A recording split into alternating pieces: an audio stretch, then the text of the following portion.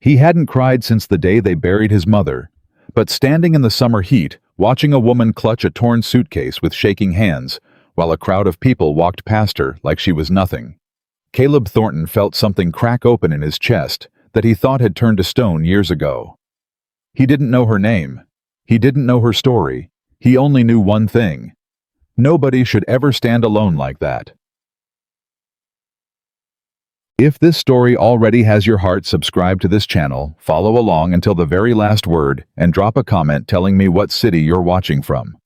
I want to see just how far this story travels. Montana Territory, summer 1886. The sun came down hard on the Thornton Ranch like it had a personal grievance. The kind of heat that turned the mountain air into something thick and mean. The kind that made horses restless and men short-tempered. But Caleb Thornton had worked through worse. He always had. He was up before the sun that morning, the way he'd been up before the sun every single morning for the past 11 years. His boots hit the floor of the empty cabin before the sky even thought about turning pink. He didn't need an alarm, didn't need a wife calling him to breakfast, didn't need anyone, or so he told himself. He was 37 years old, broad through the shoulders in a way that made door frames feel like an inconvenience. His hands were the hands of a man who had never once asked someone else to do what he could do. Himself scarred across the knuckles, calloused at the palms, steady as iron, even when the rest of him wasn't. His face had been weathered by 11 Montana winters and 11 Montana summers. And if there was any softness left in it, he hid it the way a man hides something he's ashamed of. They called him the mountain wolf around Harlan Creek. Not to his face, of course. Nobody said much of anything to Caleb's face except the bare minimum. Yes, sir. No, sir. Mornin', Caleb. The kind of words people used when they wanted to get through a conversation without getting too close to something they didn't quite understand. He was used to it. He'd grown up large and quiet, in a town that didn't know what to do with either of those things. His father had been the same way, a man of few words and enormous presence, the kind of man who communicated mostly through action and whose silence said more than most people's speeches. Caleb had inherited both the size and the silence, and somewhere along the way, the people of Harlan Creek had decided that a man who didn't talk much and took up too much space must have something to hide. He didn't. He just didn't see much point in explaining himself to people who'd already made up their minds. That morning he fed the horses before he fed himself. Checked the fence line on the east pasture that one of his ranch hands, a young kid named Denny, had flagged the night before. He walked the property the way he always did, unhurried, deliberate eyes taking in everything. The Thornton land ran deep into the mountains, hundreds of acres of grass and pine and creek water, and Caleb knew every inch of it the way a man knows his own heartbeat. He'd built it. Every fence post, every water trough, every structure on this land had either been built by his father before him or rebuilt by Caleb's own hands after the fire. He didn't like thinking about the fire. He especially didn't like thinking about who he'd lost in it. By the time he came back to the main barn, his 3 ranch hands were already starting the morning work. Denny, 19, and eager in a way that was sometimes annoying, and sometimes the only thing that reminded Caleb that youth hadn't completely died out of the world. Old Pete, who was 60-something, and claimed not to know his own exact age, which Caleb suspected was either genuinely true or a strategy to avoid birthday conversations. And Marcus, a black man from Tennessee who'd come north looking for fair wages and found them on the Thornton Ranch when nowhere else in the territory would give them to him. Caleb paid fair wages. He didn't make a speech about it, he just did it. Fence on the east side needs 2 new posts, Caleb said, stepping into the barn. Denny, you and Marcus get on that this morning. Pete, I need you to check the water levels on the upper creek. It's been running low. Yes, sir, they said in the overlapping way of men who'd worked together long enough to become a kind of machinery. Caleb moved to the far stall where a mare named Juniper stood with her head low, her breathing slower than it should have been. He'd noticed it the night before, and it had followed him into what passed for sleep. He put his hand against her neck, feeling for heat, counting the rhythm of her breath. Still not right, he murmured. She'll come around, Pete said from the doorway. She's tougher than she looks. So is everybody, Caleb said, but he didn't look up from the horse. He stayed with Juniper for an hour, checked her hooves, her eyes gave her fresh water, and stood with her in the quiet of the barn, while the morning moved on without him. His hands were gentle in a way that would have surprised anyone who'd only ever seen him from a distance. People expected a man his size to handle things roughly, to move through the world with the blunt force of his own physicality. But Caleb had always believed that strength meant you could choose not to use it, that real power was in the restraint. He'd learned that from watching his father with horses. He'd tried to learn it in everything else too. He rode into Harlan Creek just before noon. He didn't go to town often. Once a week for supplies, maybe twice if something was needed urgently. He'd learned years ago that the less time he spent among people, the less opportunity there was for the particular kind of hurt that came from watching folks step aside when he walked down the boardwalk or go quiet in a way that wasn't respectful silence but something colder. He tied his horse, a big black stallion named Judge, outside Carver's general store, and went in for what he needed. Flour, salt, some wire for the fence repairs, and a tin of the medicinal salve he used for the horses. He'd been getting the same supplies for so long that old man Carver had most of it ready before Caleb even got to the counter. "Hot one today," Carver said, pushing the bundle across the counter. "Yes, sir," Caleb said. "Heard there's a woman come into town this morning," Carver said with the careful tone of a man sharing information he wasn't sure would be welcome. "Widow woman, young, came in on the early stage." Caleb put his money on the counter. "That's so. People been talking." Carver lowered his voice in the way men did when they wanted to gossip without calling it gossip. "Nobody knows her. No family here, no money. Sheriff was asking around to see if anyone knew her people." Caleb picked up his bundle. "Appreciate the supplies, Mr. Carver." He didn't think much more about it as he came back out into the summer heat. He had fence posts to sink, and a mare to worry over, and about 4 hours of work left before the light got bad. He didn't have time to think about a widow woman he didn't know. That's what he told himself. He was untying Judge when he heard it. Not a scream, not a shout, just a voice, a woman's voice coming from the direction of the sheriff's office, low and tight, the voice of someone trying very hard not to fall apart. "I'm not asking for charity," she was saying. "I am asking for the chance to work. There is a difference." Then, another voice. Sheriff Dale Holt's voice, lazy and self-satisfied the way it always was. "Ma'am, I understand your situation. But this town can't be taking in every stray that steps off the stage. I am not a stray." The words came out sharp as a slap. Caleb stood still. "I beg your pardon," Holt said.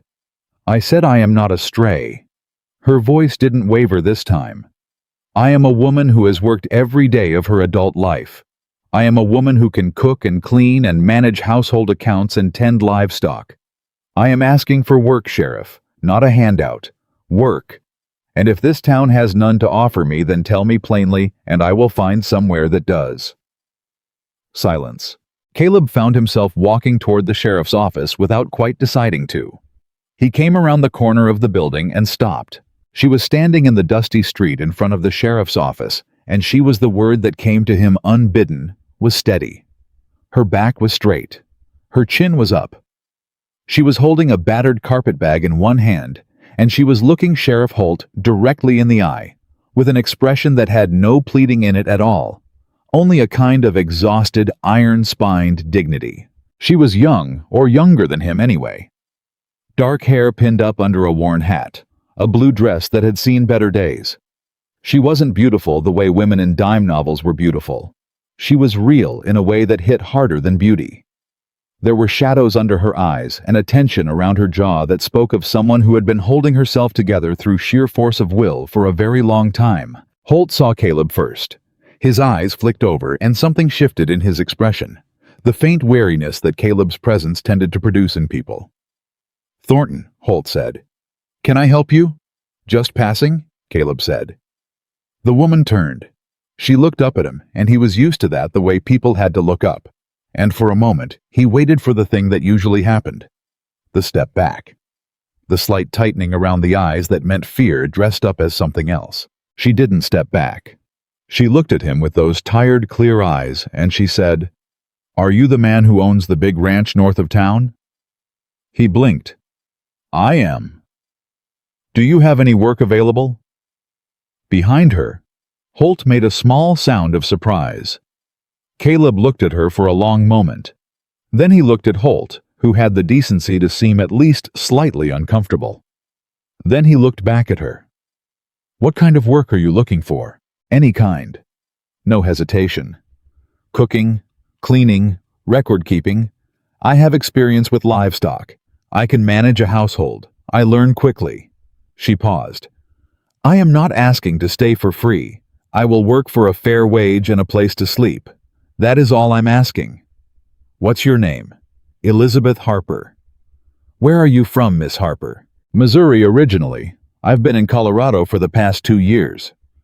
Something moved across her face briefly, grief or the shadow of it, and then was gone. "My husband passed. I had to leave." Caleb turned the information over slowly, the way he turned most things. There was no calculation in it, no strategy. He was simply a man who thought before he spoke, always had been, and he was thinking now about the stiffness in Holt's posture and the crowd of townspeople he could see gathering at a polite distance, watching with the barely concealed interest of people who had found their afternoon's entertainment. He thought about the empty cabin near the North Creek that he'd been meaning to find a use for. He thought about how Juniper needed more attention than he had hours in the day to give her. He thought about the ranch house that hadn't had a proper cooked meal in it since Pete's wife had moved back to Missouri 3 years ago. But mostly, if he was being truthful with himself, he thought about the way she'd said, "I am not a stray," and the way nobody in this town had thought to argue with Holt on her behalf until she had argued for herself. "I've got a cabin on the north edge of my property," he said. "It's small, but it's sound. You'd have your own space." He paused. "I need someone to help manage the household side of the ranch. Cooking some records, helping with the animals when needed. Pay is fair, and it's given on time." Elizabeth stared at him. "Why?" she said. "Why what? Why would you offer that to someone you don't know?" The question sat there between them in the summer heat. Holt was watching. The townspeople were watching. And Caleb stood in the middle of all of it and said what was true. Because somebody should. She said yes. Not immediately. She was careful he'd learn that about her. She thought things through, in the same deliberate way he did, but she said yes before the sun went down. She asked to see the cabin first. He showed her. She walked through it with a practical eye, checking the stove, the window latches, the roof for signs of leak. She asked about the water source, the outhouse, the distance to the main house. She asked about the other ranch hands, and he told her about Denny and Pete and Marcus, and she nodded slowly. "Are any of them the kind of man I'd need to worry about?" she asked. He met her gaze. "No." "Your word on that." "My word." She thought for another moment. Then she set her carpetbag down on the cabin floor with the kind of finality that meant she'd made her decision. "All right," she said. "I'll need some things from town. Make a list. I'll see to it." She looked up at him then, and it was the second time that day she'd looked at him without stepping back, and he didn't quite know what to do with that. "Thank you, Mr. Thornton," she said. "Caleb," he said. She nodded once. "Caleb." He expected it to be awkward. It wasn't. Or it was at first the way most new arrangements were. The first morning she arrived at the ranch house before anyone else was up and started a fire in the kitchen stove. And when Caleb came down, he found her moving through the kitchen with the focused efficiency of someone who had been running a household for years. She'd found where everything was kept with a minimum of searching, and she'd started a pot of oats and coffee without asking his permission or his help. She handed him a cup when he appeared in the doorway. He took it, drank it, said nothing. She didn't fill the silence with nervous chatter which he appreciated more than he could have said. They found a rhythm faster than he'd expected. She ran the house like she'd been running houses all her life, which she had, she told him when he asked, the third or fourth evening when they found themselves both still in the kitchen after supper was finished. She'd kept house since she was 14, first for her family, then for herself and her husband. "What was he like?" Caleb asked. He wasn't sure why he asked. He wasn't usually a man who invited other people's personal history. Elizabeth was quiet for a moment, turning her coffee cup in her hands. "He was a good man," she said finally. "Gentle. He was a school teacher. He wasn't built for the kind of hard work this country demands, and he knew it." A pause. "He was honest about his limitations. I respected that in him." "How'd he die?" "Fever." Her voice was simple, direct. "It came in March. He was gone by April." She looked down at her cup. "His family never cared much for me, said I wasn't good enough. Missouri farming family, and I was just the preacher's daughter with no land and no money." She smiled, and it was a sad, tired smile that held no self-pity. "When he died, they came and took everything that could be claimed as his family's. I had nothing left but my clothes." Caleb said nothing for a moment. Then, "That ain't right." "No," she agreed. "It isn't." She looked up at him. "But it's done. I'm not interested in crying over it. I'm interested in what comes next." He studied her in the lamplight. "How old are you?" 27.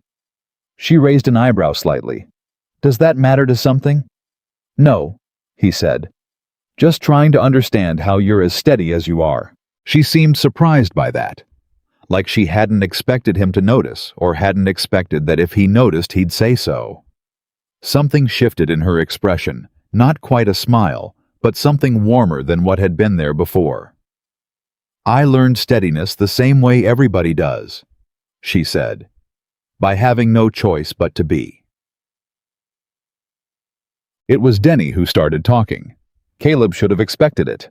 Denny was 19 and not yet old enough to know that some things were better left unsaid, and he had a good heart underneath his loose mouth, which made it hard to be properly annoyed with him. "You hear people in town talking about Miss Harper?" Denny said one morning while they were working the horses. "No," Caleb said. "I did." Denny hesitated. "They're saying things. About her being here alone without family. Martha Pryor at the boarding house told the banker's wife that a woman with no name and no people has no business at a single man's ranch." Caleb kept his hand steady on the lead rope. "Martha Pryor can mind her own business." "Yes, sir. Only they're also saying things about you, about your motivations like." Denny looked deeply uncomfortable. "I just thought you should know." "I know," Caleb said. "It ain't right." "No, it isn't." He looked at the young man. "But what's right and what people say are two different mountains, Denny. Always have been." Denny chewed on that for a moment. "Miss Harper know they're saying things." Caleb paused. He didn't know. He hadn't thought to wonder. He'd been so accustomed to ignoring what the town said about him that it hadn't fully occurred to him that she was the one who'd be carrying the heavier weight of it. He found her that afternoon on the porch of her cabin, sitting in the late daylight, with a ledger open in her lap. She was working through the ranch accounts he'd asked her to help organize the last 3 years of records, which Pete had been keeping in a method that was technically complete, but practically indecipherable, and she had a small frown of concentration on her face that he'd already learned meant she was somewhere deep in a problem and didn't appreciate interruption. He knocked on the porch post anyway. She looked up. "Are people in town giving you trouble?" he asked. A beat of silence. "People in town always give women without family trouble," she said. "It's not particular to this situation." "That's not an answer." She held his gaze. "Martha Pryor said something to me at the Mercantile yesterday, about my reputation and the impropriety of my position." She paused. "I told her that my position was employed and respectable, and that if she had concerns about impropriety, she might direct them at the men in this town who'd watched me stand in the street asking for honest work and done nothing." Caleb stared at her. "She did not take that well," Elizabeth added. "I imagine not. Are you worried about what they're saying?" she asked. There was no challenge in it exactly. It was a genuine question. Caleb leaned against the post. "I stopped worrying about what Harlan Creek says about me around about 1879, he said. "They've been calling me the Mountain Wolf since I was 22. I've never asked anyone's permission for anything on my own land." Something in her face softened slightly. "Then I reckon we're in the same position." "I reckon we are." She went back to the ledger. He stood there a moment longer than he'd meant to. "For what it's worth," he said finally, "the men who work my land are decent men, and anyone who comes to this ranch with bad intentions about you will answer to me." She looked up again. "I believe you," she said. It was such a simple thing to say. Such a direct, uncomplicated thing. "I believe you." Not thank you with the performative gratitude he sometimes got from people who were afraid of him. Not a nervous smile and a quick change of subject, just plain, level-eyed belief. He walked back to the main barn with something strange and cautious settling in his chest. The night it rained was the night Caleb Thornton began to understand that he was in trouble. Not the bad kind of trouble. Not the kind he knew how to fight. The other kind. It had been 3 weeks since Elizabeth Harper had come to the Thornton ranch, and in that time, the place had changed in ways that were hard to quantify and impossible to ignore. There was food in the evening that was actual food, not the functional sustenance that Pete put together when it was his turn to cook. There were records that made sense. There was someone who checked on the horses with him at night without being asked, because she'd noticed the pattern of his worry and matched it with her own attention. There was someone. He kept coming back to that. That night the rain came down hard, the way mountain summer rains did, sudden and heavy flooding down out of the peaks with no warning. He was in the barn when it started checking on Juniper, who'd been improving slowly and steadily under their combined attention. He heard the cabin door open and looked out through the barn doorway and saw Elizabeth crossing the yard in the rain, a lantern in one hand. She came into the barn soaked to the shoulders. "I checked the north fence line," she said, dripping. "The creek's running high but not over yet." He looked at her. "I didn't ask you to do that." "No," she said, "but I knew you were worried about it." She pushed wet hair back from her face and moved to Juniper's stall, checking the mare with practiced hands. "She sounds better tonight." "She is," he said. They stood together in the quiet of the barn while the rain hammered the roof, and it was the most natural thing in the world, her on one side of the mare, him on the other, the lamplight making everything warm and close. "You know what I noticed today?" she said. "What?" "There were 2 bags of flour left at the Hennessy place this morning. The Hennessy's have got 5 kids and Tom's arm is still bad from that fall last spring." She looked at him across the horse's back. "They told me someone had been leaving supplies. Every 2 weeks or so. Left before dawn, never saw who." He said nothing. She studied him. "Pete told me it's been going on for 3 years." Still nothing. "Caleb." "It ain't a big thing," he said. "It is," she said quietly. "It is a very big thing." She held his gaze. "Why haven't you told anyone?" "Because then it wouldn't be about helping them," he said. "It'd be about me wanting people to know I'm helping." She was quiet for a long moment. "Do you know," she said, "that in the 3 weeks I've been here, not a single person in this town has said anything good about you to me? Not one." She paused. "And in those same 3 weeks, I have watched you spend an hour with a sick horse every single morning. I've watched you pay 3 men fair wages without being asked to. I've watched you not charge the Delaney family when their fence crossed onto your land." She looked at him steadily.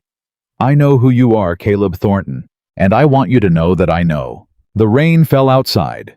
Juniper breathed slow and even between them. And Caleb Thornton, who had spent 11 years believing that no woman would ever look at him and see anything worth keeping, stood very still and said nothing, and felt the crack in his chest from that first morning open a little wider. He didn't sleep that night. That wasn't unusual. Caleb had been a poor sleeper for years. His mind was the kind that didn't know how to stop working just because the sun had gone down. But that night, it wasn't the ranch accounts, or the fence line, or Juniper's breathing that kept him staring at the ceiling of his cabin. It was 11 words. "I know who you are, Caleb Thornton, and I want you to know that I know. He turned them over and over the way you turn a stone in your hand, feeling for the edge of something sharp. He kept waiting to find the catch in it. The angle. The particular kind of pity that sometimes dressed itself up as understanding. He'd had that before, women in town who were kind to him in the careful way you're kind to a large dog you're not sure about. Warm enough at a distance, never quite comfortable up close. Elizabeth Harper wasn't kind to him at a distance. She looked at him straight on. She talked to him like he was a man whose words were worth hearing. She pushed back when she disagreed with him, which had happened twice already, once about the way he was pricing the late summer hay, and once about whether Denny was ready to take on more responsibility with the horses, and both times she'd done it without flinching, without the nervous sideways glance that said, "I hope this doesn't make you angry." She just said what she thought. He wasn't sure he'd ever had that. Not from a woman, not from anyone who wasn't already on his payroll and therefore contractually obligated to at least pretend to respect him. He was still thinking about it when he heard the horses go restless just before dawn. He was on his feet and out the door in under a minute, crossing the dark yard to the barn, with his hand already moving toward the rifle he kept beside the door. It was a reflex, not a panic. 11 years of mountain ranching taught a man that restless horses in the dark meant something had come in from the tree line. Could be a mountain lion. Could be a bear nosing around the feed. Could be nothing more than a coyote passing close enough to catch the wind wrong. He came into the barn and stopped. Elizabeth was already there. She was standing in the middle of the barn aisle in her boots and a heavy coat thrown over what was clearly her night clothes, a lit lantern in one hand and a pitchfork handle in the other. Not the pitchfork itself, just the handle, which she'd apparently grabbed from the wall on her way in. She was looking toward the back of the barn, where the horses were still shifting uneasily in their stalls. She didn't look scared. She looked ready. "Bear," she said without turning around. "I can smell it." He stood there for a second. "You hear it before I did." "I'm a light sleeper." She finally turned and looked at him, taking in the rifle. "Is that loaded?" "Always." She nodded, accepting that the way she accepted most information, quickly, practically filing it away. "It's around the back, I think. It came in from the creek side." They dealt with the bear together. It was an old one, big, slow, interested in the grain storage more than in trouble. Caleb fired one shot into the ground 10 feet from it, and it lumbered back into the dark without much argument.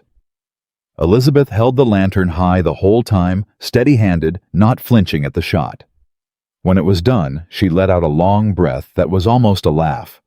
"That's the second one this summer," she said. "Third," he corrected.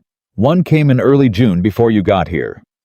She looked at him with something that might have been the beginning of a real smile. "You're keeping count." "On this ranch," he said, "you keep count of everything." She looked at him for just a moment longer than the conversation required. Then, she hung the lantern back on its hook and started checking the horses one by one, running her hands down their necks, speaking to them in a low, steady voice that he could hear but not quite make out the words of. He watched her work. She moved through the barn like she'd been doing it all her life. No wasted motion, no hesitation. Like she knew exactly where she belonged in a space and how to take up exactly the right amount of it. He turned away before she could catch him looking. "Go back to sleep," he said. "Probably should," she agreed without moving. They both stayed until the horses settled. The trouble with Harlan Creek arrived on a Tuesday the way most trouble arrived in small towns, gradually and then all at once. Caleb had been into town that morning for a bank meeting. He owned enough land that Gerald Marsh, the bank president, liked to schedule what he called courtesy meetings twice a year, which were less courteous than they were strategic. Marsh's strategy being to remind Caleb at regular intervals that the bank held paper on 2 of his eastern pastures and that this fact should make Caleb feel something. Caleb did not feel something. He'd been paying on those notes for 9 years and had never once been late. And he found Marsh's implications distasteful in the way he found most things Marsh did distasteful, which was most things. He was coming out of the bank when he heard the voices. 2 women on the boardwalk across the street. He recognized Martha Pryor's voice before he saw her. She had the kind of carrying voice that seemed to be engineered for maximum spread, like a broadcast system nature had developed specifically for small-town gossip. "It isn't decent," Martha was saying. "A widow woman living on a single man's ranch with no chaperone and no family. What does that say about her character?" Her companion made a sympathetic sound. "And the way she walks around town like she has every right to be here," Martha went on. "I heard she practically threatened Gerald Marsh when he mentioned she might want to find more appropriate lodging. Said she had a contract of employment and that he could speak to his lawyers if he had concerns." Caleb had gone very still on the boardwalk. He knew Elizabeth hadn't mentioned any encounter with Marsh to him, which meant she'd dealt with it on her own, the way she dealt with everything quietly, directly, without asking him to fight her battles. The image of Gerald Marsh with his soft hands and his practiced condescension saying something to Elizabeth about appropriate lodging, it put a particular kind of cold in Caleb's chest. He crossed the street. Martha Pryor saw him coming and had the sense to look slightly alarmed. Her companion took a small step back. "Mrs. Pryor," Caleb said. "Mr. Thornton," she said with the tightly pleasant smile of a woman who was moderately afraid of him but committed to not showing it. "I couldn't help overhearing what you were saying." He stopped at a polite distance. He kept his voice level. "About Miss Harper." Martha lifted her chin. "I was having a private conversation." "You were having it at full volume on a public boardwalk," he said, "which makes it less private than you might think." He held her gaze steadily. "Miss Harper is an employee of the Thornton Ranch. She has a signed contract of employment and a private residence on my property. Her character is not a subject that needs discussing on any street in this town. Mr. Thornton, I understand your position, but people will talk." "People always talk," he said. "The question is whether what they're saying is true, and what they're saying about Elizabeth Harper isn't." He paused. "I'd appreciate it if you kept that in mind." He walked back to his horse without another word. His hands were steady, his face was calm. But something was moving underneath all of that, something that had been building slowly for weeks and had just found its first outlet in defense of a woman who hadn't asked him to defend her and probably wouldn't thank him for it. He was right about that last part. When he told her that evening what had happened, she put down the dish she was drying and turned to face him with an expression that was caught somewhere between gratitude and exasperation. "You didn't have to do that," she said. "I know. I can handle Martha Pryor. I know that too." He leaned against the kitchen doorframe. "I wanted to." She studied him for a moment. Why? He thought about lying. He thought about a safer, cleaner answer that kept everything at a manageable distance. He'd been doing that for 11 years, keeping things at a manageable distance, and it had kept him very safe and very alone, and he was getting tired of both. "Because the things they're saying aren't right," he said. "And because you've been handling things on your own for a long time, and I didn't want you to have to handle this one too." The silence that followed was different from the silences they usually let sit between them. This one had more weight to it. "Gerald Marsh came to see me last week," she said. He straightened. "What did he say?" "He said that my presence at the ranch was drawing unwanted attention to the bank's investment interest in your land." She said it evenly, like she was reading from a ledger. "He implied that a woman in my situation should think carefully about the kind of reputation she was building." "What did you say to him?" Something flickered in her eyes. "I told him that his investment interest in the ranch was a matter between him and you, and that my employment was a matter between me and you, and that if he conflated the two, I would be delighted to explain the difference to whatever lawyers he wished to involve." Caleb stared at her. "He left," she added. "I imagine he did." "I wasn't going to tell you," she said. "I didn't want you to feel like you needed to." She stopped. Chose different words. "I don't want to be a problem for you, Caleb. You gave me a chance when nobody else would. The last thing I want is to bring trouble to your door." He pushed off the door frame and came fully into the kitchen. He stopped a few feet from her, close enough that she'd have to look up at him, and he said, "Elizabeth, look at me." She looked. "You are not a problem," he said. You have not been a problem for one single day. And Gerald Marsh has been a problem for me since 1881, so I'd appreciate it if you didn't take responsibility for his bad character. A beat. Can you do that? A long moment. Then the corner of her mouth moved. Not quite a smile. Something quieter and more real than a smile. I can try, she said. It was Marcus who first said it out loud. They were mending fence on the west boundary. Caleb, Marcus, and Denny, a long, hot, ugly job that required focused hands and offered the mind too much freedom to wander. Marcus was the kind of man who paid attention to everything and said very little, which meant that when he did say something, it was worth hearing. They were a good hour into the work when Marcus said without looking up from the wire he was pulling, "You smile more." Caleb didn't answer. Since Miss Harper came, Marcus continued. You smile more. You talk more. Last Tuesday you asked Denny about his mother. He paused. You never asked anybody about their mother before. I asked Pete about his back last April, Caleb said. That's a medical question, Marcus said. Not the same thing. Denny, who had clearly been waiting for someone braver than himself to open this door, jumped through it with the enthusiasm of someone who had absolutely nothing to lose. He's right, boss. You even laughed last Thursday. I heard it from the other barn. It scared me a little because I didn't recognize the sound at first.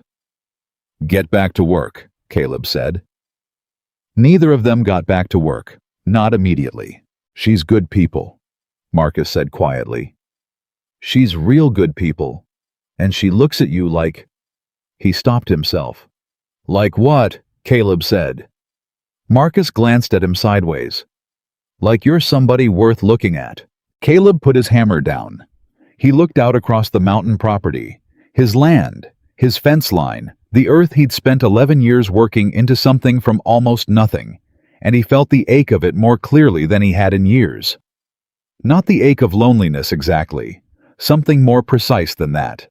The specific ache of a man who could see a thing he wanted and couldn't yet bring himself to reach for it. She's an employee, he said. Yes, sir, said Marcus. She's got a life to rebuild. She's got her own plans. She didn't come here to... He stopped. No, sir. Marcus agreed. A pause. She looked at me the same way when she found out you've been leaving food at the Hennessy place, Denny said helpfully. I saw her face. She looked like somebody had just told her something she'd already sort of suspected, but was still surprised to have confirmed. Caleb picked his hammer back up and went back to the fence. Marcus looked at Denny.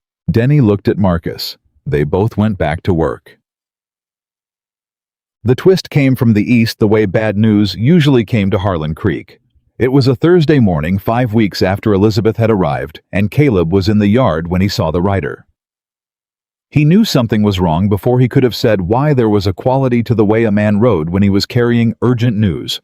A particular urgency in the horse's pace that had nothing to do with hurry and everything to do with anxiety transmitted through the reins. The rider was Tom Hennessy with his bad arm and his worried eyes, and he pulled up outside the yard fence and called out before he'd fully stopped. Caleb, there's a man in town, a lawyer they say, looking for Miss Harper. Caleb set down what he was holding. What kind of lawyer? The kind Gerald Marsh is talking to behind closed doors, Tom said. They were in the bank this morning when I went in for the Henderson payment. I heard the man named Whitmore from Denver. Richard Whitmore. Tom's jaw was tight. He's asking questions. About Miss Harper's husband. About his property in Colorado. A pause. About her. Caleb was already moving toward the house before Tom finished speaking. He found Elizabeth in the kitchen, and he watched her face as he told her the name. He'd seen Elizabeth Harper afraid exactly once the night she'd first arrived and stood in the street in front of Holt's office with her carpet bag and her chin up and her eyes not quite steady. She'd mastered it so quickly that he'd almost doubted he'd seen it. He'd learned since then that she was not a woman who showed fear easily or willingly. She showed it now. It was brief, a second, no more. Her eyes went wide, and then her jaw set, and her hands, which had been holding a kitchen towel, went very still. Richard Whitmore, she said. You know him. He was my husband's family's lawyer." Her voice was level, careful. After James died, Whitmore was the one who delivered the papers claiming the family property.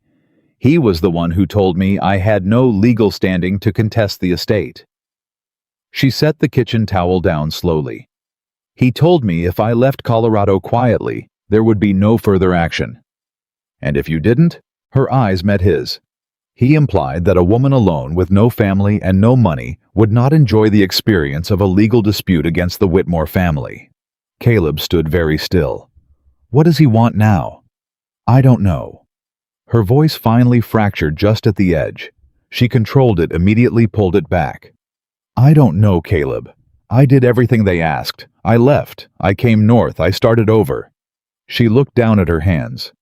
I thought it was done. He crossed the kitchen in 3 strides and pulled out the chair across from her, and sat down deliberately, putting himself at her level rather than standing over her, which he'd have to think about later as a thing he'd done without thinking.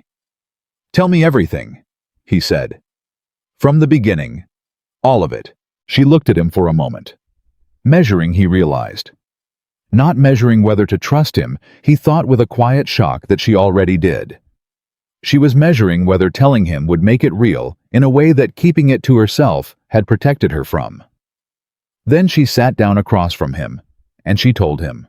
James Harper had been a schoolteacher from a family with middling land in Colorado, not wealthy, but property holding, which in 1884 meant something. He and Elizabeth had married young, and for 3 years they had built a modest real life together. When he died, the property should have gone to Elizabeth.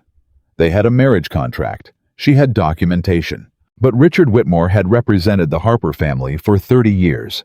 He knew every judge in 2 counties. And when Elizabeth had tried to contest the estate, she'd found herself staring down a legal apparatus that was perfectly designed to exhaust and overwhelm a woman, alone with no resources and no advocates. There was a second document, she said. Whitmore produced it at the final hearing. A codicil to James's will supposedly signed 3 months before he died. She looked at her hands on the table. James was already sick 3 months before he died. He could barely hold a pen. I told the judge that. He said I had no supporting evidence. A pause. The codicil left everything to James's brother. You think it was forged? Caleb said. I know it was forged, she said quietly. I watched my husband's hands fail for 6 months before he died. I know what his signature looked like at the end. That document wasn't his hand. She looked up. But I couldn't prove it. And Whitmore knew I couldn't prove it. So I left. Caleb was quiet for a long moment. Why is he here now? He said.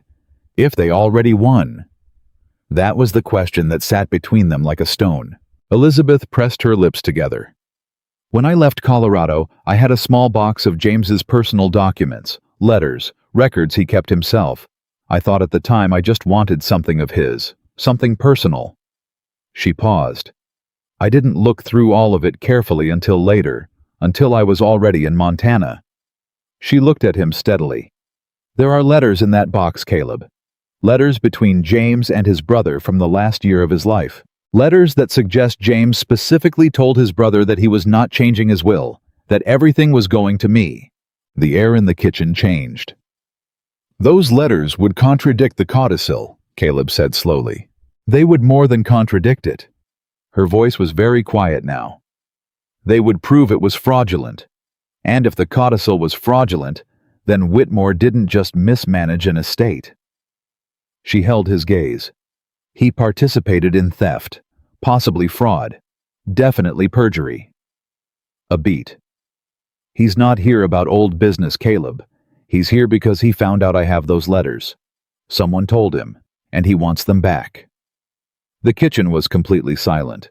Caleb sat across from her and felt everything in him go very, very still. The particular stillness that preceded not anger exactly, but something colder and more purposeful than anger. The stillness of a man who has just understood exactly what he is dealing with and is already thinking 3 steps ahead. Where are the letters? He said. She met his eyes. Somewhere safe. He nodded once. He didn't push.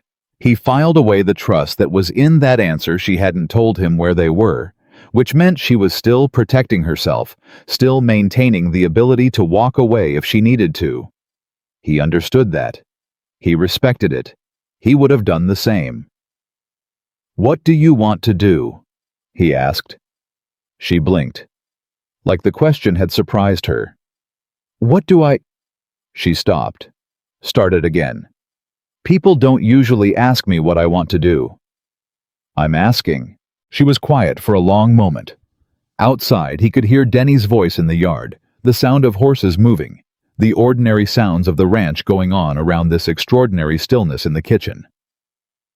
"I want to fight," she said finally.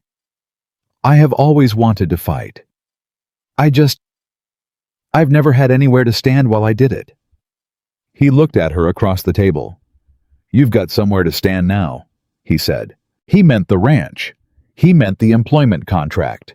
He meant the legal and physical resources of the Thornton land and name which in Harlan Creek and the surrounding territory amounted to something real. But the way she looked at him when he said it suggested she might have heard something more than that. He wasn't sure he was ready to think about that yet. Richard Whitmore came to the ranch the following morning. Caleb had expected a man in an expensive coat, and he wasn't wrong. Whitmore was 50-something broad through the middle, with the kind of face that had once been handsome and had settled into something more calculated. He came with a younger man who had the look of a hired assistant, and he came smiling, which Caleb distrusted more than he would have distrusted a scowl. He met them at the yard gate. "Mr. Thornton," Whitmore said, extending his hand. "Richard Whitmore of Whitmore and Associates in Denver. I appreciate you receiving me." Caleb looked at the hand for a half-second before shaking it. "Mr. Whitmore, what can I do for you?" "I've come on a matter regarding one of your employees." Whitmore's smile stayed exactly where it was. "A Mrs. Elizabeth Harper. I understand she's been in your employ for approximately 5 weeks. Miss Harper works on this ranch, yes. I wonder if I might speak with her. I wonder if I might ask why." The smile tightened, very slightly, the kind of adjustment a man made when he was accustomed to his requests being received as authority and was recalibrating. "There are some unresolved legal matters from her late husband's estate," Whitmore said smoothly. "A clerical matter, really. Shouldn't take long." "Then you can put your clerical matter in writing," Caleb said, "and have it delivered to her. She'll respond through whatever legal means she sees fit." Whitmore's smile didn't move. His eyes did. "Mr. Thornton, I understand you're trying to protect your employee, and I think that's admirable. But this is a legal matter, and I'm afraid—" "You're afraid of nothing," Caleb said quietly. "You're a man who came here believing that this is a simple situation because she's a woman alone, and I'm just a rancher, and nobody out here is going to know the difference between a legitimate legal matter and a fishing expedition." He held the lawyer's gaze without any particular heat in it, just steadiness, the steadiness of a man who is not impressed and is not afraid and is not going to move. "I know the difference, Mr. Whitmore. Write her a letter." A long pause. "She has documents," Whitmore said, and the smoothness had left his voice, just slightly, just enough to confirm everything Elizabeth had told him. "Documents that belong to the Harper estate.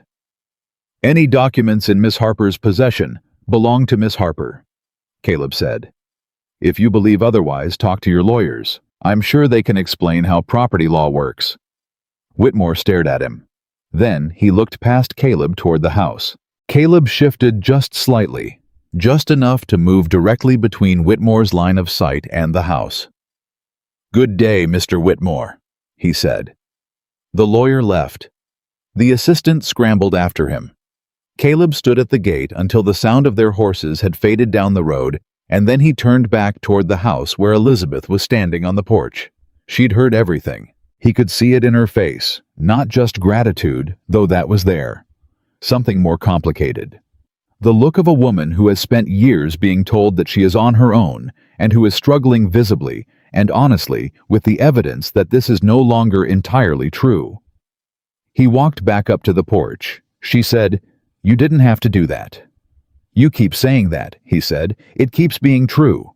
Does it? He stopped at the bottom of the porch steps. You told me last night you've been wanting to fight. You've been wanting to fight for 2 years. You've just been fighting alone. He looked up at her. You don't have to fight alone anymore, Elizabeth. Not while you're on my land. Her throat moved. It's going to get worse before it gets better, she said. Whitmore doesn't give up easily. He'll go to Marsh. He'll put pressure through the bank. He'll try to make it costly for you to stand between him and what he wants. Let him, Caleb said. Caleb. Let him, he said again. I've been dealing with men like Whitmore my whole life. Men who think that size and money are the same thing. Men who think that if they push hard enough, everyone moves. He held her gaze. I don't move. She looked at him for a long, searching moment. Then she said something he didn't expect. Tell me about the fire, she said. He went very still. She must have seen the change in him because her voice softened. Pete mentioned it once. He didn't say much. Just that there was a fire and that things were different after. She paused. You don't have to. My wife, he said. The word fell into the air between them and stayed there. Elizabeth didn't speak. Her name was Rose, he said. His voice was even. He'd had 11 years to make it even. We married young. She was the first person who ever looked at me the way you... He stopped, chose a different path. The fire was an accident, a lamp in the barn. She went in to get the horses out. A pause. She got 3 of them out. The silence stretched. There was nothing left, he said. After, not of the barn, not have I rebuilt everything. Took 2 years. But some things you rebuild, and they're not the same. He looked at his hands. I stopped believing that anyone else would ever want to stay. I figured it was easier that way. Elizabeth came down the porch steps.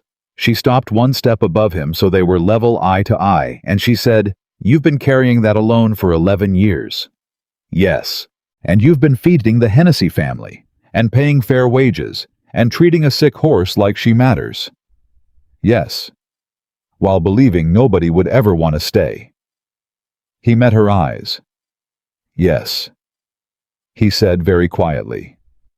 She reached out and put her hand on his arm. Not grasping, not dramatic.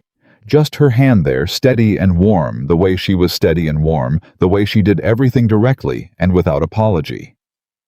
I'm still here, she said. He didn't answer. But somewhere deep in the chest that had been cracked open since the first morning, he'd seen her standing in the street with her chin up and her eyes clear. Something shifted. Something old and heavy and long settled moved just slightly, just enough towards something that felt for the first time in 11 years like the possibility of home. She didn't move her hand right away. That was the thing Caleb kept coming back to later, when the night was quiet, and his mind was doing what it always did, picking through the day's events, like a man checking fence line for weak spots. She'd put her hand on his arm and said, I'm still here, and then she'd just stayed there, not pulling back, not making it into something awkward with words, just letting the moment be what it was. He wasn't sure anyone had ever done that for him before. He slept better that night than he had in weeks, which worried him more than the insomnia had. Morning came the way it always did, indifferent to whatever a man had decided the night before. The horses needed feeding. The fence on the north pasture still needed checking after the heavy rain 2 days back.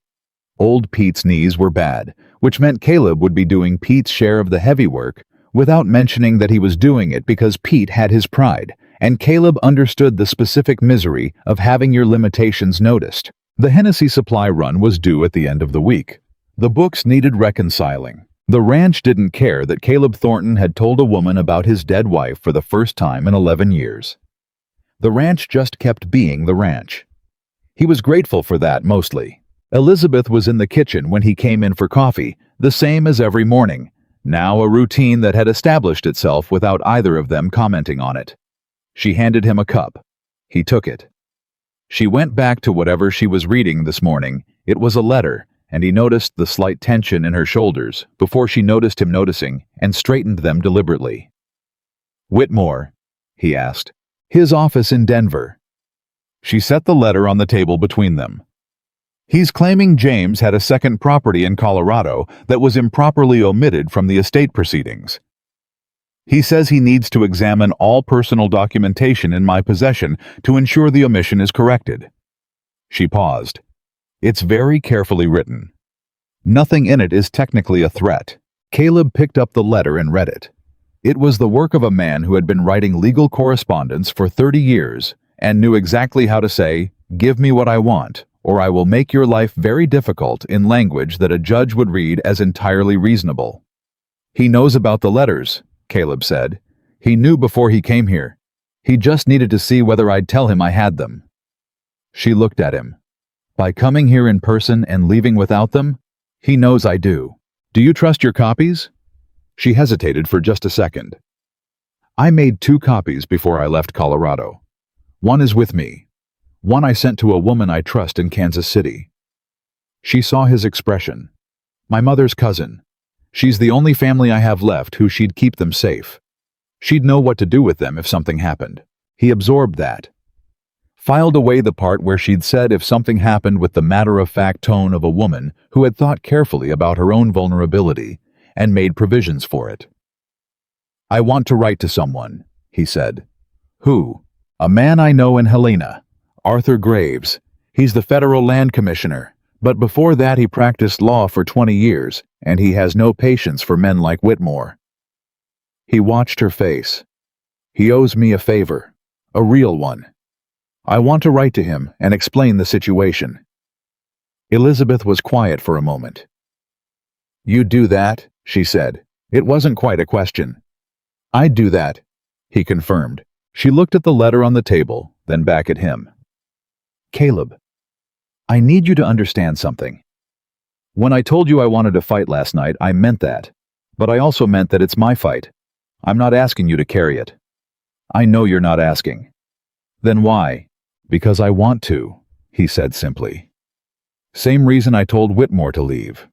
Same reason I said what I said to Martha Pryor. He held her gaze. Elizabeth, you said you've never had anywhere to stand while you fight. I'm telling you that you do now. That's not me taking over your fight. That's me giving you ground to stand on. The look on her face was something he couldn't quite name. Not quite gratitude. Something that sat below gratitude, deeper and more complicated. The look of a woman who was trying to figure out what to do with something she'd wanted for a very long time and had stopped believing she'd ever get. She picked up her coffee cup. Write your letter, she said. The shift in Harlan Creek happened so gradually that Caleb almost missed the moment it tipped. It started with small things. The way Gerald Marsh's teller looked at Elizabeth when she came in to deposit the ranch accounts, a look that had shifted from the neutral blankness of a man ignoring a difficult situation to something more pointed, more deliberate. The way 2 ranchers' wives who had been civil to Elizabeth for weeks suddenly found reasons to be elsewhere in the mercantile when she was shopping.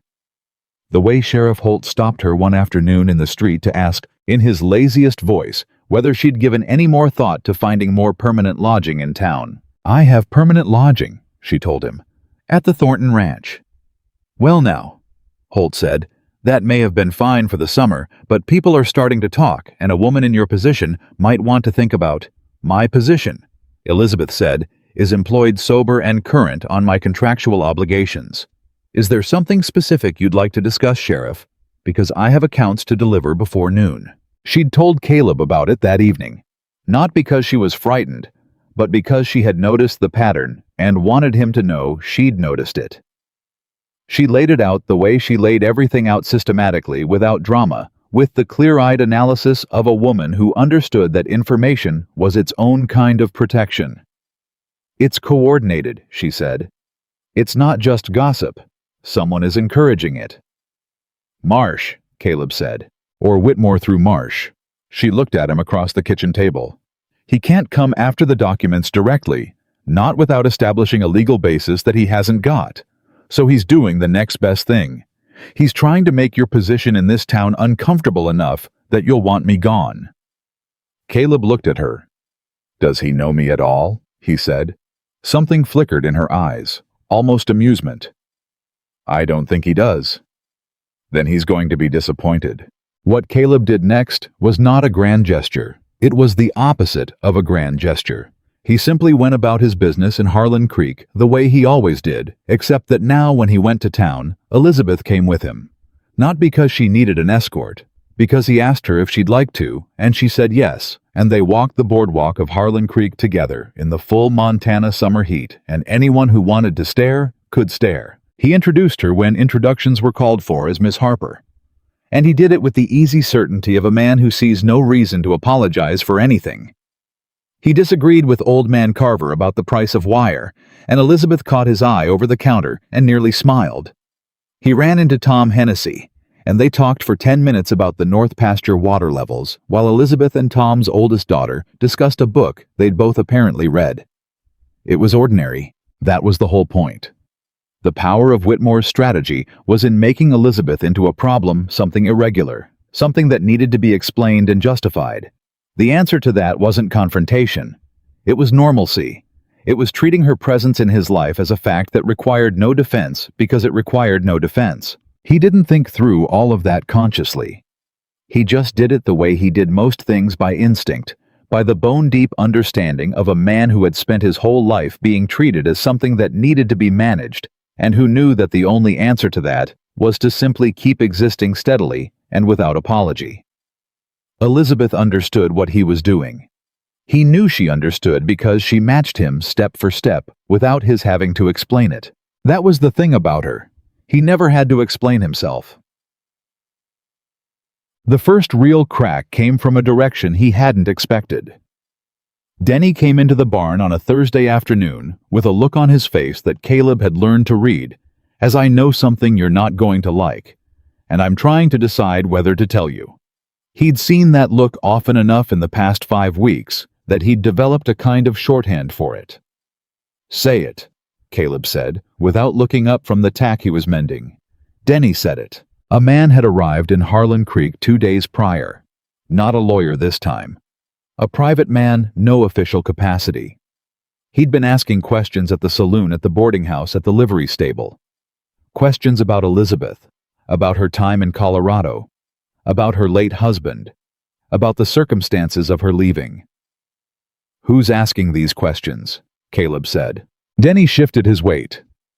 "Big fella. Didn't give his name to most people, but he told the livery man he was from Denver." A pause. "And he told the barman that he was looking for a widow woman who had taken something that didn't belong to her." The tack went still in Caleb's hands. "He said that?" "Yes, sir.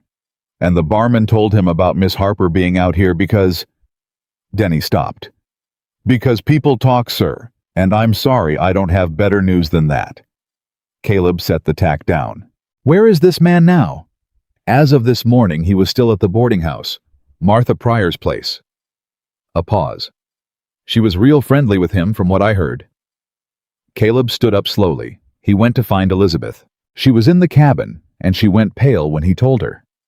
Pale in the way of someone who has been half expecting news and found that expecting it had done nothing to cushion the arrival. She sat down on the edge of the chair near the door, and for a moment she just breathed in and out with the focused deliberateness of someone holding themselves together by main force. "He brought someone," she said. "Someone not attached to his office. Someone who can operate without—" She stopped, started again. "Caleb, if this man is here asking questions about me taking something that doesn't belong to me, Whitmore is preparing a legal framework to have me charged." The words landed like stones. "On what basis?" Caleb said. "It doesn't matter what basis." Her voice was very controlled. A woman alone with no family and no resources facing a charge in a territory where Whitmore has connections. It doesn't have to be a good charge. It just has to cost enough to fight that I can't fight it. Caleb crouched in front of her chair so he was at her level. "Listen to me," he said. She met his eyes. "You are not alone," he said. "You have not been alone since the day you came to this ranch. And before you tell me again that you're not asking me to carry this, I know. I know you're not asking. I am telling you as clearly as I know how that I will stand in front of every single one of these men for as long as it takes. Not because you need me to, because it is right, and because—" He stopped. He hadn't meant to leave it there. The sentence had had a different ending when it started, an ending that would have said something true, but would have also said more than he was certain he had the right to say yet. She was looking at him very carefully. "Because," she said. He stood up. "Because a good man does what's right." He said which was true, and which was also not the full answer, and from the way she watched him stand, he thought she knew that. "Your letter to Helena," she said after a moment. "Did you send it? 2 days ago?" "How long before we hear back?" "A week. Maybe less if Graves is in Helena and not out on survey." She nodded slowly, turning the timeline over in her mind.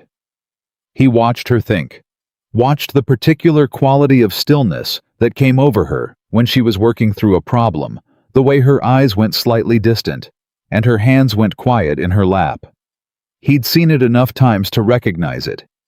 It was one of the things he'd started cataloging about her without meaning to, the small specific things, the way she thought, the way she moved through a barn, the way she said his name. Caleb. 2 syllables. Direct. Like she meant it. "I need to write to my mother's cousin," she said. "I need to tell her to keep those copies safe, not just stored safe, hidden. I'll get you whatever you need. I can manage paper and a pen on my own," she said, a small edge in it, not anger, more like someone reclaiming a handhold. "I know you can," he said. "I meant it differently." She looked at him. "I know," she said softer.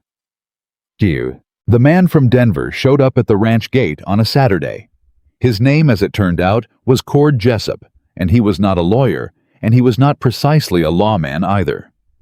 He was the kind of man whose exact occupation shifted depending on who was asking and what they were willing to pay, which meant he was the kind of man Caleb recognized immediately and did not like at all. He was big, not Caleb's kind of big, which was the big of a man who had grown into himself slowly and with a great deal of physical labor, but the deliberate big of someone who had cultivated their size as a professional tool. He had the eyes of a man who was accustomed to people stepping back when he looked at them. He rode up to the yard gate, and Caleb was already standing there. "Thornton," Jessup said. "That's right. I'm here to speak with Elizabeth Harper. Got a message for her from her late husband's family." "Leave it with me," Caleb said. "I'll see she gets it." "Message is meant to be delivered in person." "Then you're going to be waiting a long time," Caleb said. "Because nobody gets onto this property to speak with any employee of mine without my knowing the nature of their business first. That's how this ranch works." He held the man's gaze without shifting his weight. "What's the message?" Jessup studied him. Making calculations, Caleb could see it the way the man was reading the situation, adjusting his approach. "The Harper family is concerned about some personal documents that went missing after James Harper's passing. Letters. They'd like them returned. If Miss Harper has letters from her late husband, they belong to her. That's a matter of legal interpretation. Then get a lawyer to write her a legal letter," Caleb said. "Whitmore seems to have plenty of paper and time. He can manage one more." Something moved in Jessup's face. Not anger, closer to reassessment, like a man who had come expecting a simple problem and was finding a more complicated one. "Mr. Thornton," he said, and his voice had changed slightly. Dropped into something more level, more private. The voice of a man switching from the public performance to the real negotiation. "I think you understand what's at stake here better than you're letting on. And I think you're a smart enough man to know that protecting somebody else's secrets on your own land is a complicated business." A pause. "Especially when the bank holds paper on 2 of your pastures." There it was. Caleb felt the cold move through him. Not fear. Nothing like fear. Something cleaner. The specific clarity that came from understanding that the threat had finally been made explicit. "Get off my land," he said. "Mr. Thornton." "I won't say it twice." Jessup looked at him for a long moment. Then he looked past him at the house the same way Whitmore had looked past him at the house, and Caleb moved the same way he'd moved then, just slightly, just enough. Jessup turned his horse around. He rode slow. Deliberate slowness. The kind that was its own kind of message. Caleb watched him all the way to the road. Then he turned back to the house, and Elizabeth was on the porch, and she had heard every word, and her face told him she had heard the part about the bank. "He's going to go to Marsh," she said. "He already has," Caleb said. That part wasn't improvised. "Caleb." She came down the porch steps. "If Marsh calls those notes, he won't." "You don't know." "He won't," Caleb said steadily. "Because calling in notes on the Thornton ranch would cause a problem for every rancher in this territory who does business with that bank. Marsh is greedy, but he's not stupid. He knows if I go down loudly, and the noise will shake loose things he doesn't want shaken." He paused. "I've been doing business in this territory for 11 years. I know where Gerald Marsh's pressure points are. He knows I know." She stood on the bottom step and looked at him. "You're not afraid," she said. "Not of Marsh." "What are you afraid of?"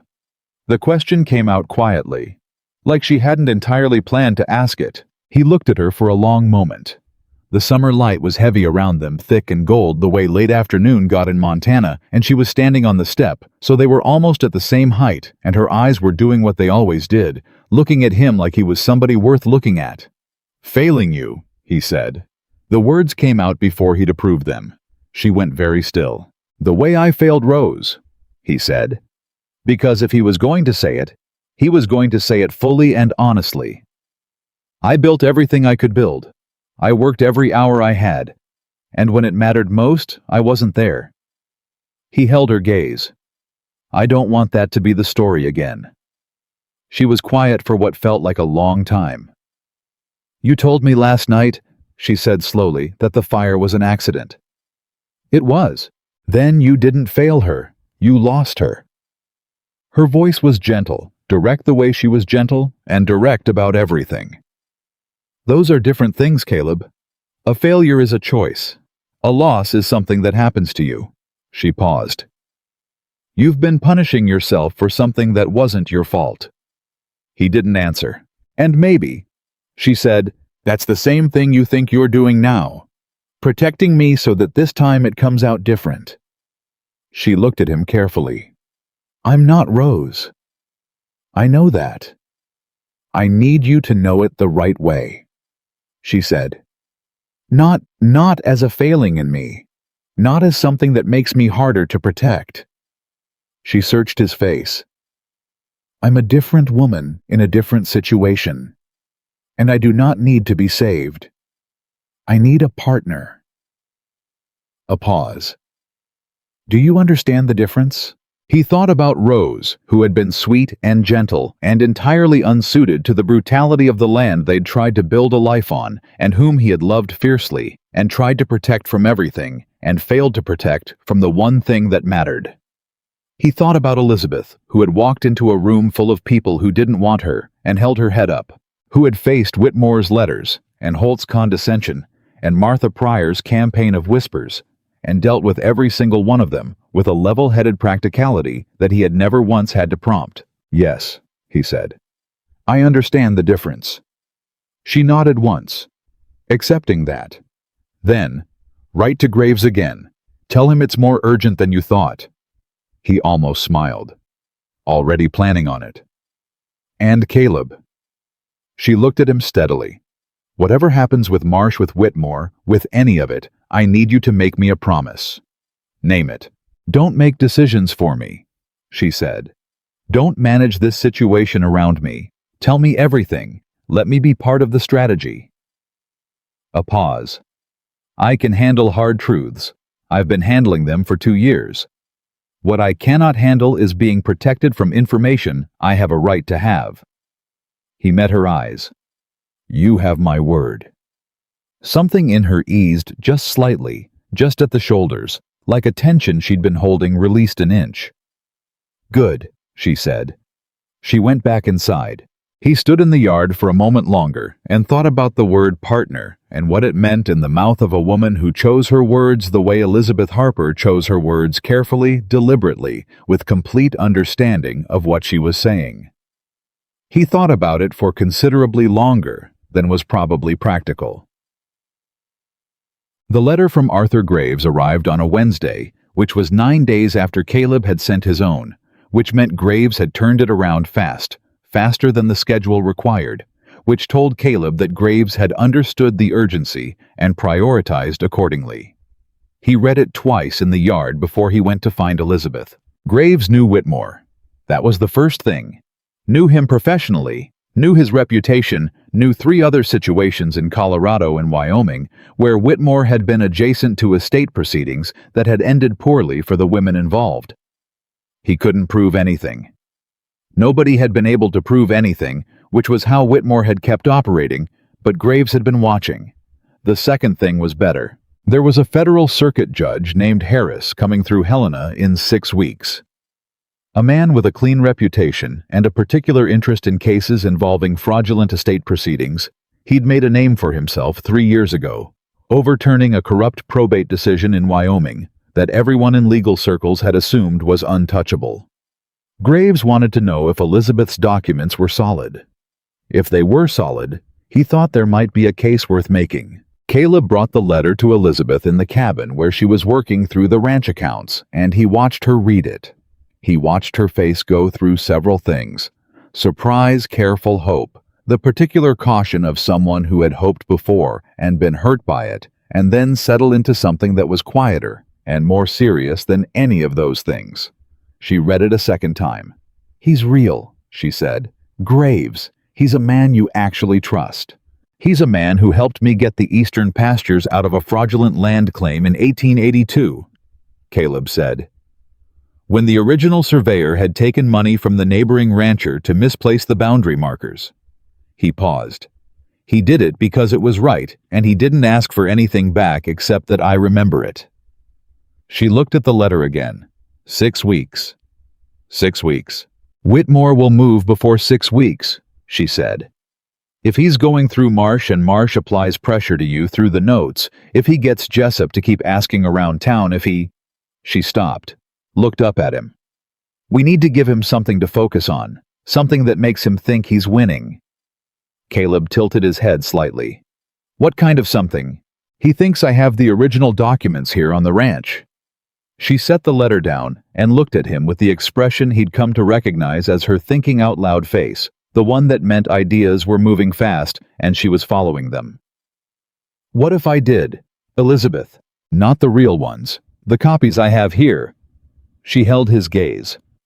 If Whitmore thinks he's close to getting what he wants, he might slow down the pressure campaign. Buy us time to get to Graves before he escalates. A pause. Let him think he almost has it. Delay him. And if it doesn't work? Then we lose nothing. We weren't going to lose anyway, she said simply. But if it does? 6 weeks, he said slowly. 6 weeks? She agreed. He looked at her. Really looked at her at the particular way her mind worked, the practical courage of a woman who had been backed into corners before and had learned to think from inside them, who could look at a bad situation and find the angle nobody else had spotted.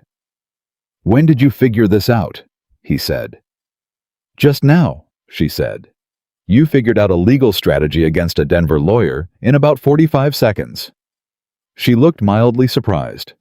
Is that fast? He stared at her for a moment. Then he said, I'll talk to Pete about keeping an eye on the cabin at night.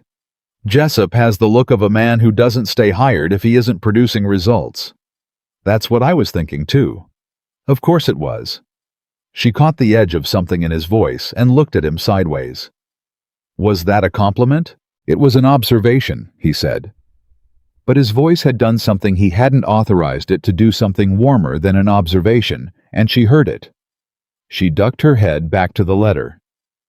I'll write to my cousin tonight. Update her on the timeline. And I'll write to Graves. Tell him we have solid documents and we need the 6 weeks. Yes, she paused. Caleb. When this is over, she stopped. Start it again. I want you to know that whatever happens coming here was the right decision. Whatever else this becomes or doesn't become. She was looking at the letter, not at him. You gave me back something I thought I'd lost permanently. What's that? She looked up. The belief that good men exist, she said. He held her gaze for a moment. Felt the weight of those words settle into him, felt them find the place that had been empty and cold for 11 years, and sit there warm and unexpected, like sunlight through a window he'd forgotten was there. He nodded once. He walked back out into the summer heat. And Caleb Thornton, who had stopped believing anyone would ever stay, began for the first time to let himself think about what it might mean if she did. The plan lasted 4 days. That was how long it took for Richard Whitmore to stop being patient. Caleb had expected more time. He'd read Whitmore as a man who worked methodically, who preferred legal architecture to direct action, who would take weeks to build pressure through Marsh and Jessup, rather than risk a move that could be witnessed and documented. He'd been wrong about the timeline, if not about the method, and it was the kind of wrong that woke him up at 2 a.m. with the particular cold clarity of a man whose instincts are sending up a signal he can't yet name. He was already pulling on his boots when he heard Pete's voice outside. Not loud. Pete never raised his voice. It was one of the things Caleb appreciated most about him. But there was a quality to it that Caleb recognized, a tightness that meant something had gone sideways. He came out of the cabin, and Pete was standing in the yard with a lantern and the look of a man who has bad news and knows that the man he's delivering it to will not react well. Someone's been in the north cabin, Pete said. The north cabin. Elizabeth's cabin. Caleb was already moving. He heard her before he saw her. Her voice coming through the open door controlled and clipped in the way it got when she was managing anger. He came through the doorway and stopped. The cabin had been searched, not ransacked, nothing broken, nothing obviously destroyed, but every drawer was slightly open. The chest at the foot of the bed had been moved. The floorboards near the window had been disturbed, the dust pattern wrong. In a way only someone who'd been in this room enough times to memorize the pattern would notice. Elizabeth was standing in the middle of it with her arms crossed and her jaw set, and her eyes taking inventory with the fast, flat efficiency of a woman calculating damage. They didn't find anything, she said before he could ask. The real copies aren't here. I moved them 3 days ago. He let out a breath. Where? She looked at him steadily. With Marcus. He stared at her. You told Marcus. I told Marcus enough. A pause. He's the least likely person Whitmore would ever think to ask, and he understands exactly what's at stake and why. She met his eyes. I hope that's all right. He thought about Marcus, who had come north from Tennessee looking for fair treatment, and found it on the Thornton ranch, and had never once in 4 years given Caleb any reason to doubt his character. He thought about the particular kind of loyalty that grew between people who had both been underestimated by the same world. It's more than all right, he said. She uncrossed her arms. Jessup. Has to be. He picked the lock. There's no damage to the door. She was already moving through the cabin with careful steps, checking each disturbed surface. He was looking for papers. He knew exactly what he was looking for, and he knew roughly where someone might hide them. He's been watching the cabin. For days, probably. She stopped near the window. I should have moved faster. You moved fast enough, Caleb said. She turned to look at him. In the lantern light, her face was tired and sharp, and more determined than he had ever seen it, which was saying something because he had seen her be very determined. This changes things, she said. Whitmore isn't going to wait. He got Jessup to search the cabin because he's running out of patience. That means he's going to escalate. To what? To Marsh. She said it with the certainty of someone who has already thought 3 steps ahead. He's going to go to Marsh and push on those notes, not as leverage anymore as action. He wants me off this property, Caleb. Off this property and without resources and isolated enough that I can't fight him. Caleb stood very still. He's not getting that, he said. I know. She looked at him directly. But we need to move faster than 6 weeks. He was already thinking the same thing. I'll ride to the telegraph office at first light. Send a wire to Graves directly. Ask him to move the meeting earlier. Can he? I don't know, Caleb said honestly. But I'm going to ask. She nodded. Her hands had stilled now, the inventory complete, and she stood in the middle of her searched cabin with the careful composure of a woman who had made peace with the fact that nothing in her life had been simple for a long time and wasn't going to become simple now. Are you all right? He said. She looked at him for a moment. I'm angry, she said. Good. Is it? Angry is useful, he said. Angry means you haven't given up. Something moved across her face, a recognition like she'd heard something she understood all the way down. You speak from experience, she said. 11 years of it, he said. She almost smiled. Not quite, but almost. Go get some sleep, she said. You've got a long ride tomorrow. Pete will sit outside tonight. Caleb.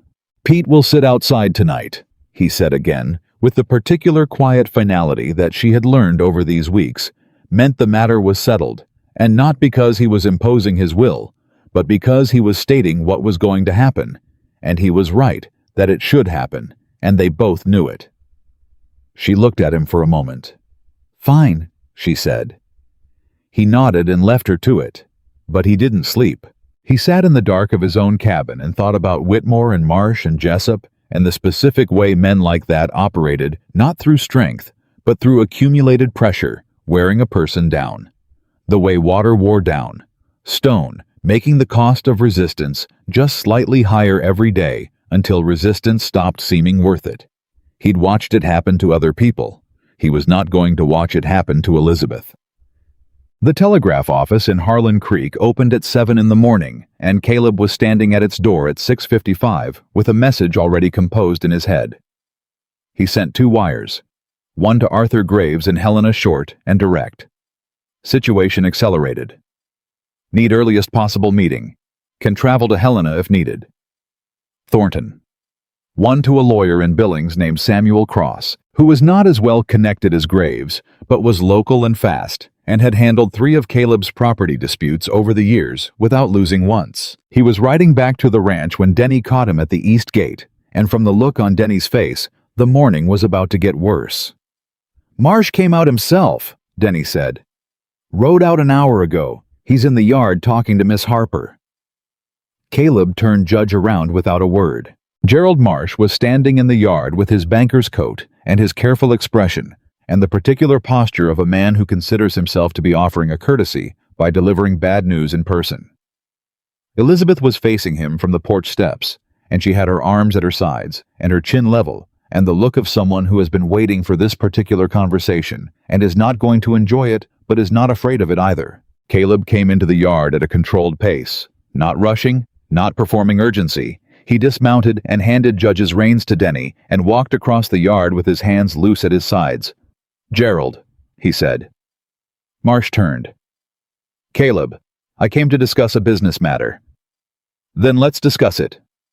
Caleb stopped beside Elizabeth, not in front of her, beside her, a foot of space between them. What's the matter? Marsh looked between them once, cleared his throat. The bank has been reviewing its loan portfolio, and we have some concerns about the current terms of the notes on your eastern pastures. Given the current market, the notes are current, Caleb said. Yes. Yes, they are. But there's a provision in the original agreement that allows the bank to review terms when the risk profile of the secured property changes materially. Marsh's voice was careful, practiced. He'd prepared this speech. We've had some concerns raised about activities on this property that may affect its value and the bank's security interest. What activities? Elizabeth said. Marsh looked at her. Ma'am, this is really a matter between the bank and Mr. Thornton. I manage the financial records of this ranch, she said. If there's a concern about the bank's security interest in this property, I have a professional interest in understanding the nature of that concern. Marsh blinked. He hadn't expected that. He'd expected her to stand quietly and look worried. The concern, Marsh said after a moment, choosing his words with visible care, is that this property has become involved in a legal dispute originating in Colorado that could create liens or encumbrances affecting the bank's collateral position. There is no legal dispute originating in Colorado, Elizabeth said calmly. There are inquiries being made by a private attorney whose client has no valid legal claim against this property or against me. Those inquiries have no standing and would be dismissed immediately by any competent court. She paused. If Mr. Whitmore has represented to you that there is an active legal dispute, he has misrepresented the situation. Marsh stared at her. Caleb watched Marsh stare at her and felt something that was not quite pride, something more complicated than pride, something that recognized what she was doing and the precision with which she was doing it. I would be happy, Elizabeth continued, to provide the bank with documentation establishing the lack of legal standing for any Colorado-based claim on this property.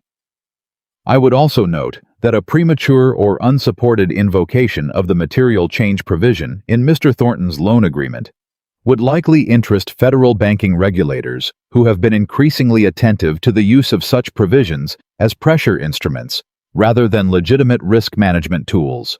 The silence in the yard was total. Denny had stopped moving somewhere behind Caleb. Even Judge had gone still. Marsh opened his mouth, closed it. I'll take that documentation, he said finally. I'll have it to you by end of week, Elizabeth said. Marsh looked at Caleb. Caleb held his gaze without expression. Marsh looked back at Elizabeth, and something in his face had shifted, not respect exactly, but the recalibration of a man who has arrived expecting a certain kind of problem and found a substantially different one. Good day, Miss Harper, Marsh said. Good day, Mr. Marsh. He left. The yard was quiet for a moment. Then Denny said from somewhere behind them, Holy. Denny, Caleb said. Yes, sir, Denny said, and was silent. Caleb turned to look at Elizabeth. She was looking after Marsh's retreating figure with an expression that was somewhere between exhausted and satisfied. When she turned to meet his eyes, the satisfaction won out slightly. Federal banking regulators, he said. It's true, she said. There was a case in Wyoming 2 years ago. I read about it. You read about federal banking regulation cases. James was a school teacher, she said. We couldn't afford much entertainment. I read everything I could find. A pause. I didn't know it would be useful. He looked at her for a long moment. Elizabeth, he said. I need you to know something. She waited. When I asked you to come work on this ranch, he said, I thought I was doing you a kindness. She raised an eyebrow slightly. I was wrong, he said.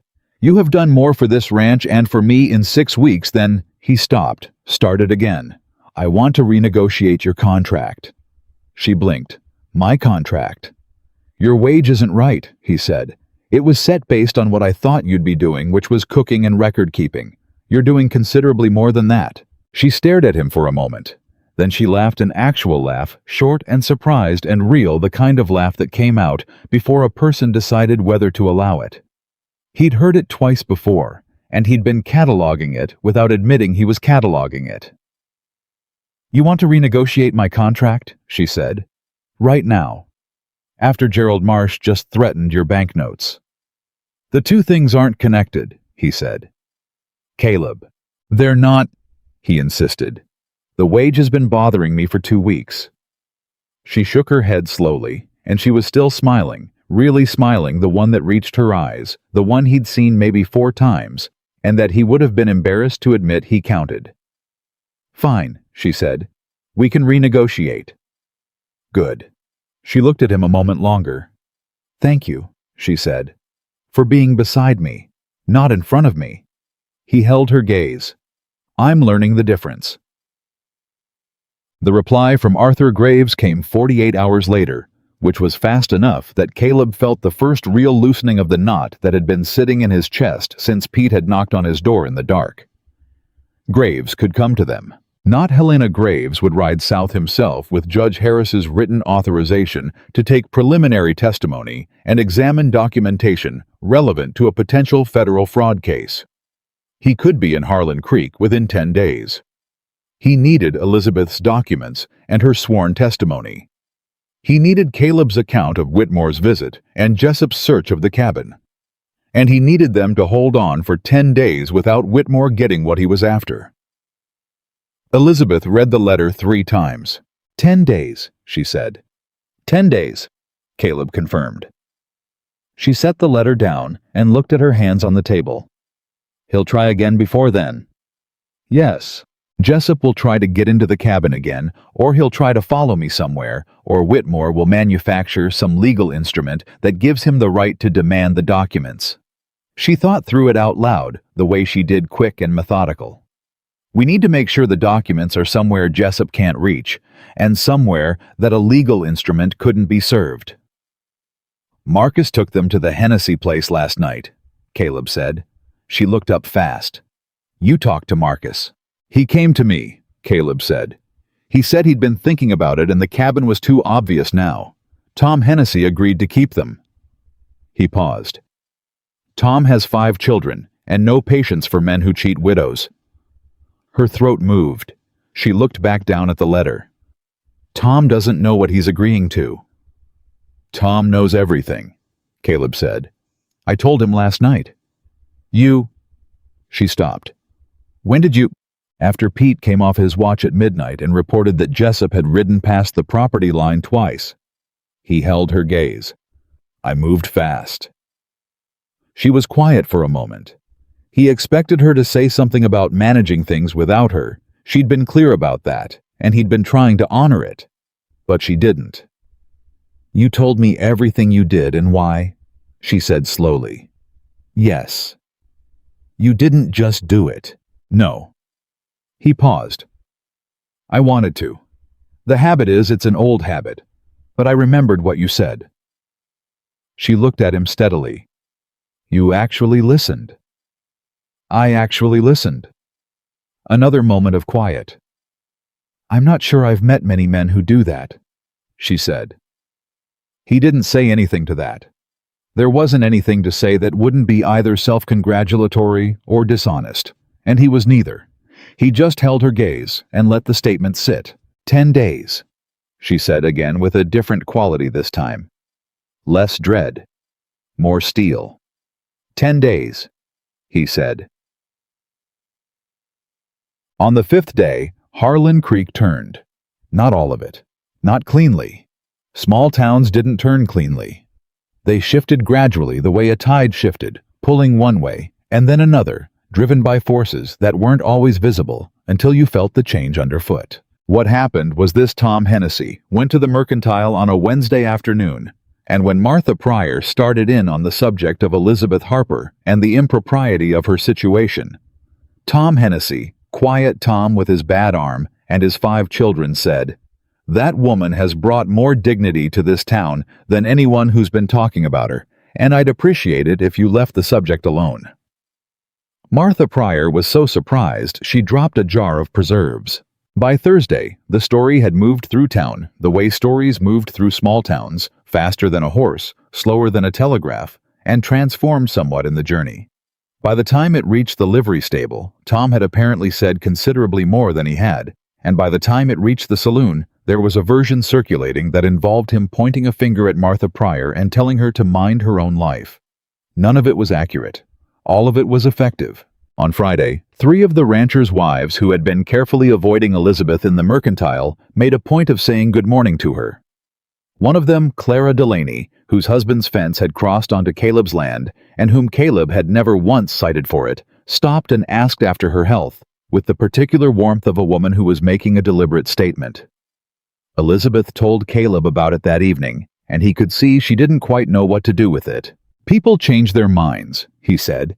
"About women like me," she said. "People don't usually change their minds. Tom Hennessy does." She was quiet for a moment. "Why did he do that?" "Because he's a good man, and he's been watching what you are and what Whitmore is," Caleb said. "And because good men get tired of staying quiet." He paused. "He told me he wanted to." She looked at him. "Did you ask him?" "No." "Are you sure?" He almost smiled. "I'm sure." She folded her hands on the table. Something was moving in her face, emotion that she was managing with her usual control, just slightly less successfully than usual. Her eyes were brighter than they should have been for a conversation about town gossip. "Nobody has done that for me before," she said. "Stood up for me in public, without my asking, without something in it for them. Tom has 5 kids to feed," Caleb said quietly.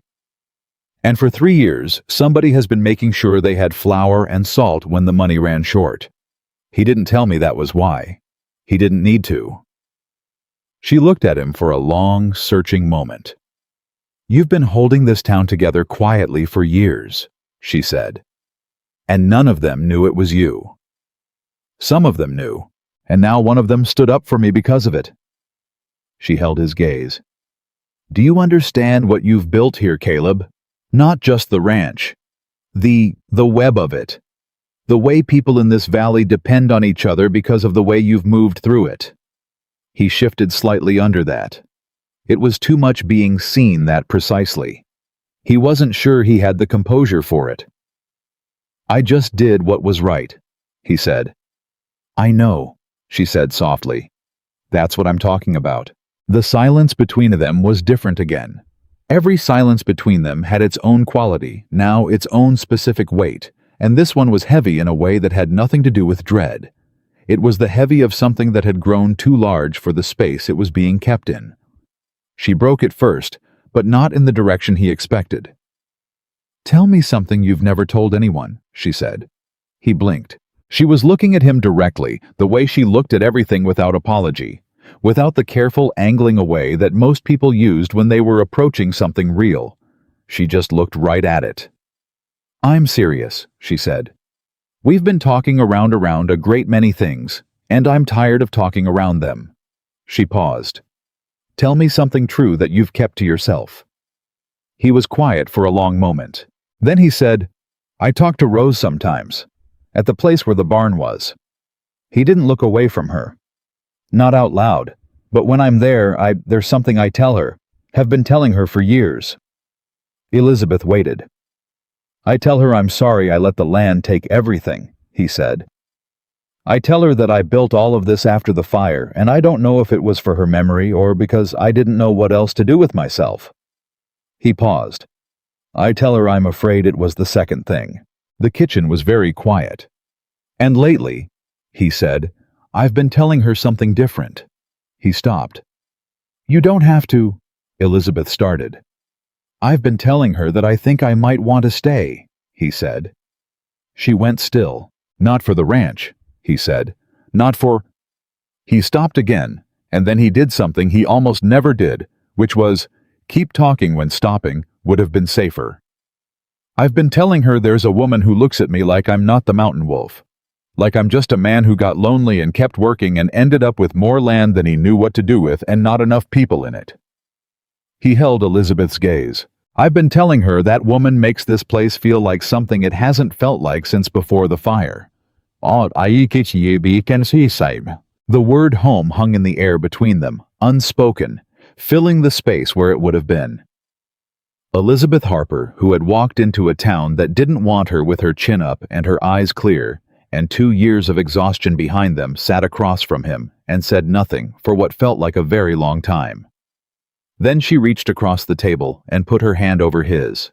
Not grasping, not dramatic, the same way she'd touched his arm on the porch steps, steady and warm and direct the way she was, everything. "I hear you," she said. 3 words. Simple. But the way she said them meant she had heard all of it, the fire, and Rose and 11 years of silence, and the careful, costly act of saying anything at all. He turned his hand over beneath hers. She let him. On the 7th day, Jessup made his second move. He didn't go for the cabin this time. He went for Elizabeth directly. She was walking back from the Hennessy place in the late afternoon she'd taken to visiting Clara Delaney, who lived nearby in a friendship that had grown naturally out of Clara's Wednesday morning greeting when Jessup's horse came up behind her on the road. He didn't touch her. He wasn't stupid enough to touch her. He pulled his horse alongside her and kept pace and talked. "Mrs. Harper," he said. "We haven't been formally introduced. My name is Cord Jessup. She kept walking. I know who you are. Then you know I work for people who get what they want. I know you work for a man who forged a dead man's signature, she said evenly. I'd choose my employers more carefully if I were you. Jessup was quiet for a moment. You've got some nerve for a woman who's got nothing left to lose. That's where you're wrong, she said, still walking, not looking at him. I have a great deal left to lose. The difference between you and me is that I know what I'm fighting for, and you're just collecting a wage. You could make this easier on yourself, Jessup said. Give up the documents. Get yourself a fresh start somewhere. Whitmore doesn't have connections. You're young. You've got options. She stopped. She turned and looked up at him on his horse. The afternoon light was behind her, and she didn't squint. Just looked at him with that clear, direct regard that didn't know how to pretend things were other than what they were. Get off this road, she said. I'll be at the Thornton Ranch in 10 minutes, and if you're behind me when I get there, you'll find yourself explaining your employer's business to a federal land commissioner. She paused. He arrives in 3 days. She watched the information hit. She watched Jessup recalculate. She turned back around and walked. She didn't look back. She told Caleb as soon as she got to the yard. All of it exactly as it had happened. He listened without interrupting, which she'd learned was how he listened to everything, and then he was quiet for a moment, and she could see him working through the implications with that slow, methodical mind of his. 3 days, he said. I told him 3 to buy a day. Graves arrives in 4. Caleb looked at her steadily. You lied to Jessup. I abbreviated the timeline, she said. The corner of his mouth moved, just barely. Elizabeth. He needed to think Whitmore was out of time, she said. If Jessup reports back that we're expecting federal presence in 3 days, Whitmore has to decide whether to escalate further and risk federal attention or pull back and reassess. She met his eyes. Men like Whitmore don't risk federal attention, not when they can regroup. And if he calls the bluff, then we handle it, she said simply. He looked at her for a long moment. You walked away from Jessup on a mountain road, he said. Yes. Without flinching. I've been walking away from men who wanted to frighten me for 2 years, she said. I've gotten fairly good at it. He shook his head once slowly, and the expression on his face was something she was learning to recognize, the expression of a man who kept being surprised in the same direction over and over, and was no longer entirely sure what to do with that. Come inside, he said. Denny is making something that he calls stew, and I am withholding judgment until I taste it. She laughed. It came out easy and real, and she felt the weight of the last 7 days lift just slightly in the sound of it. He heard it, she could see that he heard it, and that he filed it away somewhere, the way he filed everything about her carefully, in the specific way of a man who was beginning to treat the details of a person like something worth keeping. She followed him inside. 4 days. She could hold on for 4 days. What she couldn't quite hold on to was the pretense that after those 4 days after Graves and his testimony, and the letters that would undo 11 years of Richard Whitmore's careful fraud, after all of that was settled and done, she could pretend she was going to walk away from this ranch and this man and this place that had given her back herself. She wasn't sure when that had become true. She suspected it had been true for longer than she was ready to admit. Graves arrived on a Thursday.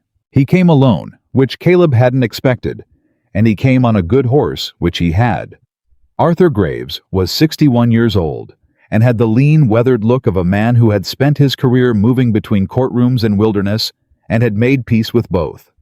He had sharp eyes and a quiet manner, and he shook Elizabeth's hand when they were introduced, the way he shook Caleb's hand direct, without the slight modification that most men applied when they were shaking a woman's hand, the half-second softening that communicated something about what they thought her hand could take. Elizabeth noticed. Caleb noticed her notice. They sat at the kitchen table, all 3 of them, and Graves listened for 2 hours, without interrupting except to ask precise, narrow questions that told Caleb he had already done considerable preparation before riding south. He had the letters spread in front of him, the originals that Elizabeth had kept in Kansas City, which her mother's cousin had sent by express the week prior, arriving 2 days before Graves himself. He handled them carefully, reading each one twice, cross-referencing dates against the timeline Elizabeth had laid out. When he was finished, he sat back in his chair and was quiet for a full minute. "The codicil was filed in October of 1884, he said. "Yes," Elizabeth said. "James Harper wrote this letter." He touched one of the pages carefully, in September of 1884, 5 weeks before the codicil was supposedly signed. In this letter, he explicitly tells his brother that the estate goes to you and that this is his final decision. Yes, and in November of 1884, 3 weeks after James Harper died, Richard Whitmore filed the codicil in probate court and presented it as the controlling document. Yes. Graves looked at her. "You've been carrying this for 2 years. "Yes," she said, and her voice was even, but her hands on the table were very still, in the way they got when she was working to keep them that way. Graves looked at Caleb. "You understand what we're working with here." "I understand it's not just an estate dispute," Caleb said. "What it is," Graves said carefully, "is evidence of fraud upon a probate court. Potentially forgery. Perjury. And because Whitmore practiced across 2 territorial jurisdictions, while doing it, there's a federal dimension that Judge Harris has been wanting a clear case to address for 3 years. He paused. "This is that case." The kitchen was very quiet. Elizabeth said, "What does that mean, practically?" "Practically it means I ride back to Helena tomorrow with these letters and a sworn statement from you and one from Caleb documenting Whitmore's conduct here, and I put them in front of Harris." Graves met her eyes steadily. "It means Whitmore is going to have a very bad autumn. It means the Harper estate proceedings will be reviewed and very likely overturned. And it means that if James Harper's brother had knowledge of the forged codicil, if he participated in it, he will be facing his own set of problems." Elizabeth took a slow breath. "And my land. If the codicil is invalidated, the estate reverts to the original will." Graves was careful. "I cannot promise outcomes. I can tell you what the evidence supports, and that Harris is a man who follows evidence." He paused. "But I would not have ridden 4 days south if I didn't believe in this case." She looked at her hands for a moment, then she looked up. "What do we do right now? Tonight?" "Tonight," Graves said, "I need your written statement. Everything from James's death through Whitmore's arrival in Harlan Creek. Everything Jessup said to you on the road. Everything Marsh said in this yard." He reached into his coat and produced a leather folio. "I'll take it tonight and sign it before I leave tomorrow. Caleb, I'll need the same from you." "You'll have it," Caleb said. "And Miss Harper." Graves set the folio on the table between them. "Whitmore is going to know what's happening within days of my return to Helena. He has connections, and he will use them. For a period of time, possibly weeks, possibly longer, you may face additional pressure." "I know," she said. "You're prepared for that." She looked at Graves steadily. "Mr. Graves, I've been prepared for that since I left Colorado. I'd rather face it with something fighting back than spend another 2 years running." Graves studied her for a moment. Then he looked at Caleb with the expression of a man making an assessment he hadn't necessarily come intending to make. "All right," he said. "Let's get to work." They wrote until midnight. Caleb's statement came easier than he expected. He had the kind of memory that retained specific dates and exact words, and the precise sequence of events, and Graves guided him through it, with questions that pulled out details Caleb hadn't thought were significant, but that Graves received with a particular stillness that meant they were. Elizabeth's statement took longer, not because she was uncertain. She was precise and clear and exhaustive in a way that told Caleb she had been rehearsing this testimony in her head for 2 years, had been building the case in her own mind long before there was anyone to bring it to. It took longer because there was more of it. 2 years of being told she had no legal standing. 2 years of a fraudulent document standing between her and what her husband had meant to leave her. She laid it out with the careful, controlled voice of a woman who understood that emotion was a weapon that cut the person holding it when used incorrectly, and who was saving hers for something more useful. When they were done, and Graves had reviewed both statements and signed them as a federal officer receiving sworn testimony, he stood up and stretched and looked at the clock on the kitchen wall. "I'll write at first light," he said. "There's a spare room," Caleb said. Graves nodded once. He looked at Elizabeth. "You did the right thing keeping those letters." "I didn't know they were evidence at the time," she said. "I just wanted something of James's." "The law is full of moments where someone did something simple and human," Graves said, "and it turned out to be the thing that mattered. Don't discount it." He paused at the kitchen doorway. "Good night, Miss Harper. Caleb?" He went to the spare room.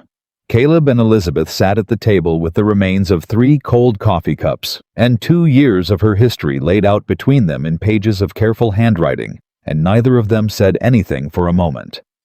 Then she said, "It's real." "Yes," he said.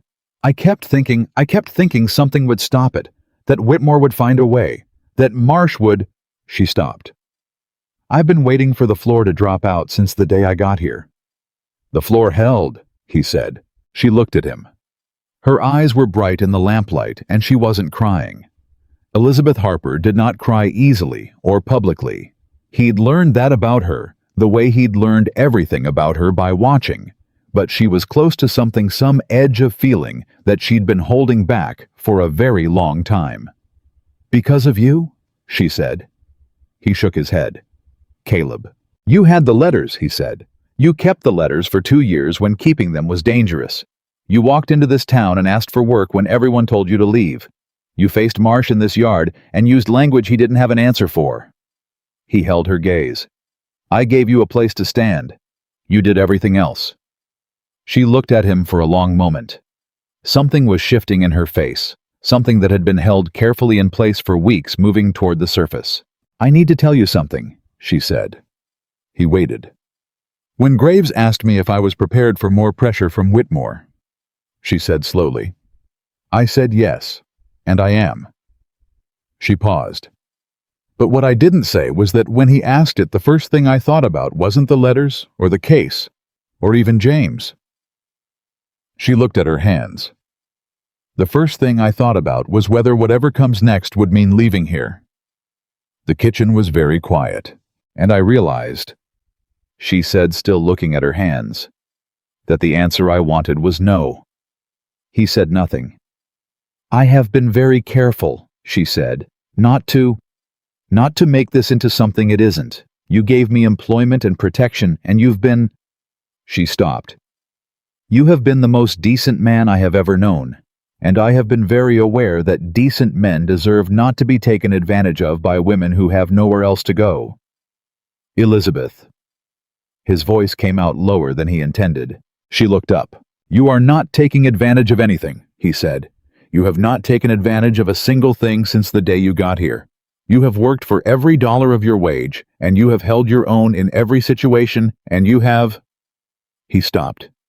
He made a decision.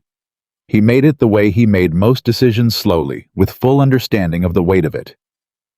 "You have made me feel like staying," he said.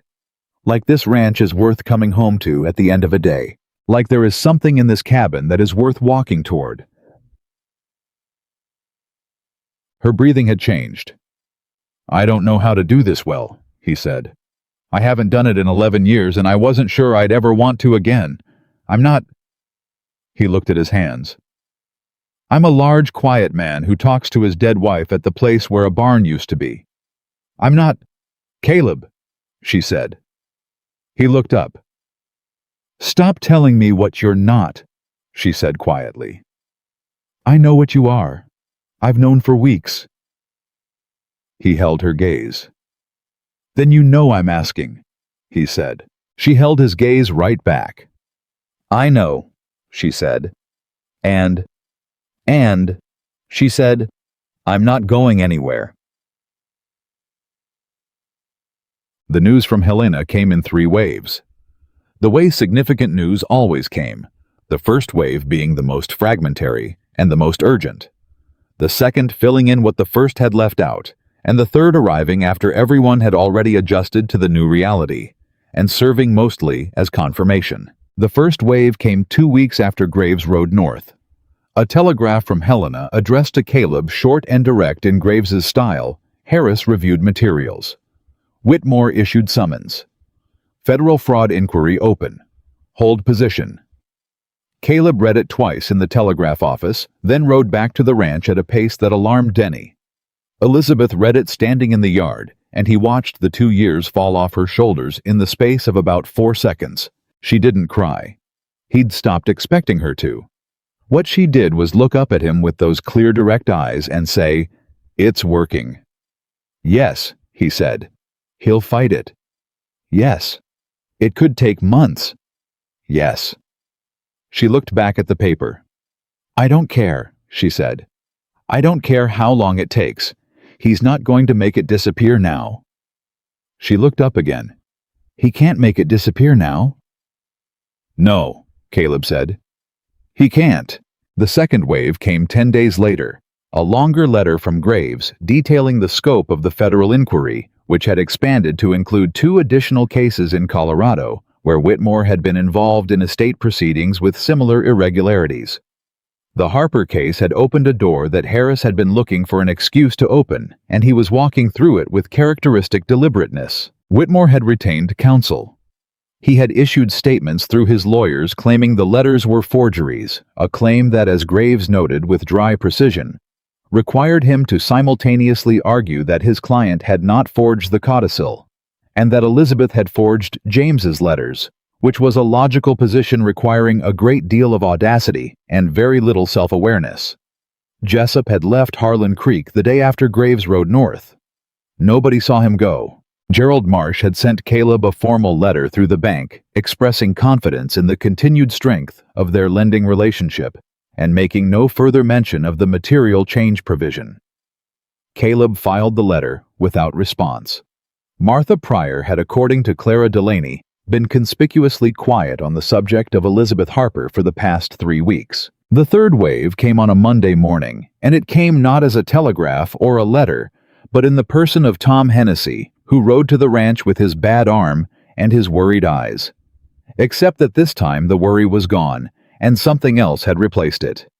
He came into the yard, and he looked at Elizabeth, who was standing near the fence talking to Denny about the horses, and he said, "My wife's cousin is a clerk in the Helena Territorial Court. She sent word this morning." Elizabeth turned.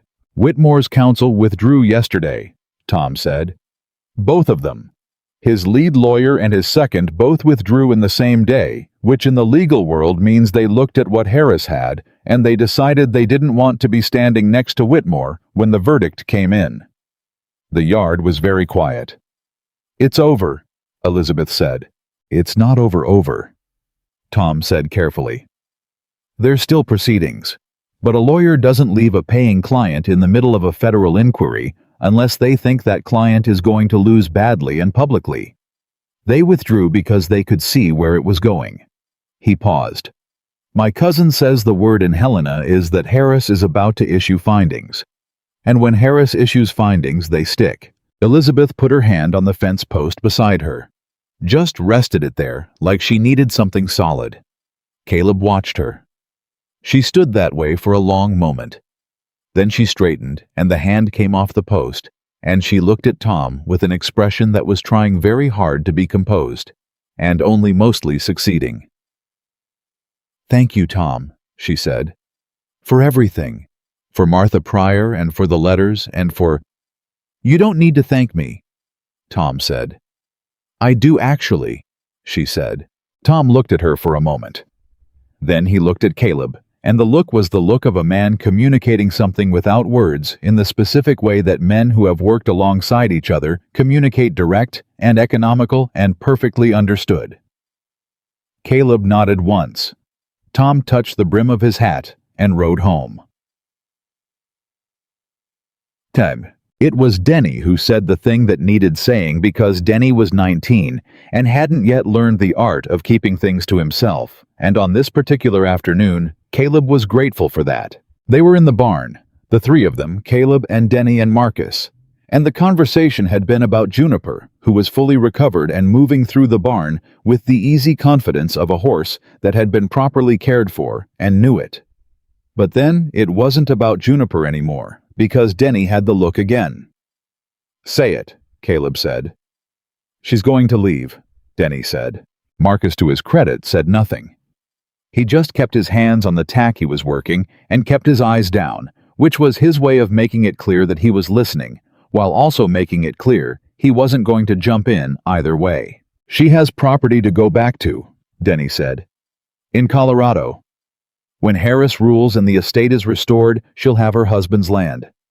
She'll have somewhere to go." He wasn't being cruel about it. He was being young, which sometimes produced the same directness. She came here with nothing. She won't have nothing anymore. And she's the kind of woman who will want her own place.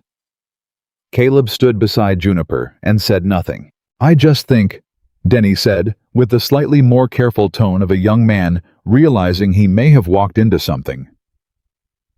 "I just think that if you don't say something, she might think you're ready for things to go back to how they were, before she came." "And you think I'm not," Caleb said. Denny met his eyes. "I think you're not." Marcus looked up from the tack, just briefly, just long enough. Caleb looked at his hands. The same hands he'd looked at 100 times in this barn. The scarred, calloused hands of a man who had built everything he owned by himself and had been carrying everything by himself for 11 years. "She said she wasn't going anywhere," Caleb said. Denny blinked. "She said that, yes. When? That's between her and me," Caleb said. Denny looked at Marcus. Marcus looked at Denny. Something passed between them that Caleb didn't need to see to understand. "Oh," Denny said with a great deal of feeling packed into one syllable. "Get back to work," Caleb said. "Shannon." He found her at the north cabin that evening, sitting on the porch, the way she sometimes did at the end of the day, not reading, not working, just sitting with a cup of cooling coffee and the last of the summer light and her own thoughts. She looked up when she heard him coming, and something in her face settled in the particular way it settled when it was him and not someone else. He stopped at the bottom of the porch steps. "Denny thinks you're going to leave," he said. She tilted her head slightly. "And what do you think?" "I think you told me you weren't going anywhere." He held her gaze. "I'm asking if that's still true." She looked at him for a long moment. "Why wouldn't it be?" "Because you're going to have your land back," he said. "Your husband's property, your own place. You came here with nothing, and you'll have something, and a woman who has her own something doesn't need to stay on someone else's ranch." "You're right," she said. "She doesn't need to." The word need sat between them. "Elizabeth," he said. "Caleb," she said back with a warmth in it, a gentle and deliberate warmth that was a specific kind of answer. He came up the porch steps. He stopped a foot from her chair, and he looked down at her, and she looked up at him, and neither of them looked away. "I have not done this well before," he said. "You've been doing fine," she said. "I'm serious." "So am I." She set the coffee cup down on the porch rail. "You think you don't know how to do this. You've spent 11 years telling yourself that. But Caleb..." She stood up, so she was close, so she was looking at him at the near distance that required a person to be certain of their ground. "You listened when I asked you to. You stood beside me instead of in front of me. You told me about Rose." She paused. "Do you know how many men would have done none of those things and thought they were doing everything right?" He was quiet. "I'm not leaving," she said. "Not because I have nowhere to go. Because I don't want to go." She looked at him with those eyes that had looked at him straight from the very first day. "The question is, what we do about that." He reached up and took her hand. The one closest to him. The one that had rested on his arm that night in the rain. The one that had covered his on the kitchen table. He held it with the careful, deliberate gentleness of a big man, who had learned that strength meant you chose how to use it. "Stay," he said. One word. She looked at him for a moment that lasted long enough to hold everything that had happened since a broken wagon stopped by his gate in the summer heat. "Ask me properly," she said. He looked at her. "Elizabeth Harper," he said, and his voice was low and certain, and entirely without apology. "I am asking you to stay on this ranch. Not as an employee, not as a guest, as the woman who belongs here. As my wife, if you'll have me." He held her gaze. "I know I'm a large, quiet man with too much land and a history that hasn't been easy, and a habit of talking to people who can't answer. I know this isn't a simple life, and I know you've had enough complicated." He paused. "But I also know that you make this place feel like something it hasn't felt like in 11 years, and I know that I would spend whatever years I have left trying to be worthy of the way you look at me." The summer evening was completely quiet around them. Elizabeth Harper looked at the man who had seen her standing alone in a street and asked if she needed help, and then stood beside her steadily and without apology through everything that came after. She thought about James, who had been kind and gentle and had not deserved what happened to him. She thought about 2 years of walking through a world that kept telling her she was on her own. She thought about a barn at midnight and a bear lumbering back into the dark, and a voice saying, "Can you smell it?" and both of them standing their ground without either of them suggesting the other one leave. She thought about what it meant to fight beside someone instead of alone. "Yes," she said. Not dramatically, not with ceremony, just yes, clear and direct, and certain the way she said everything. He let out a breath that she understood had been held for considerably longer than this conversation. Then he did something she hadn't expected. He brought her hand up and pressed it once briefly against his chest, just above the heart, in the gesture of a man who didn't have words for the size of what he was feeling, and had found the most direct way he knew to show it. She put her other hand there too. They stood on the porch of the north cabin in the last of the summer light, and it was not a fairy tale, and it was not the end of anything that needed to be resolved. Whitmore's proceedings would run their course. The Colorado land would take time. There were accounts to reconcile and horses to care for, and a fence on the north pasture that still needed 3 new posts. The ranch didn't stop being the ranch. Life didn't stop being life, but it stopped being empty. Arthur Graves's final letter arrived 6 weeks later, in the first cool days of autumn, when the mountains had begun to turn, and the morning air carried the first memory of the coming cold. Harris had issued his findings. The codicil was fraudulent. The evidence of James Harper's letters was held to be conclusive. Richard Whitmore was facing federal charges of fraud and perjury, with a third charge being considered based on evidence that had emerged from the 2 additional cases his inquiry had uncovered. His license to practice law in any federal territory was suspended pending the outcome of the criminal proceedings. James Harper's brother had entered into cooperation with federal investigators. The Harper estate, as originally constituted under the will, was restored. Elizabeth read the letter at the kitchen table with Caleb across from her, and her coffee cooling the same as it always did. And when she finished, she set it down and looked at the table for a long moment. "It's done," she said. "Yes," he said. She looked up. "I have land in Colorado." "Yes?" "I have no intention of going to it." "I know. But it's mine," she said. And in those 2 words was everything that a woman carries when the world has tried to take what belongs to her and she has fought to get it back. Not triumph exactly, something quieter and more lasting than triumph. The particular satisfaction of a thing restored. "It's yours," he said. She looked at him. "What would you think about leasing it to a family who needs land?" He studied her. "Like the Hennessy's. Like whoever needs it most," she said. "We don't need it, but someone will." He was quiet for a moment.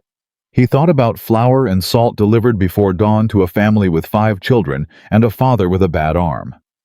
He thought about the particular way that people who had been without something understood the weight of giving it.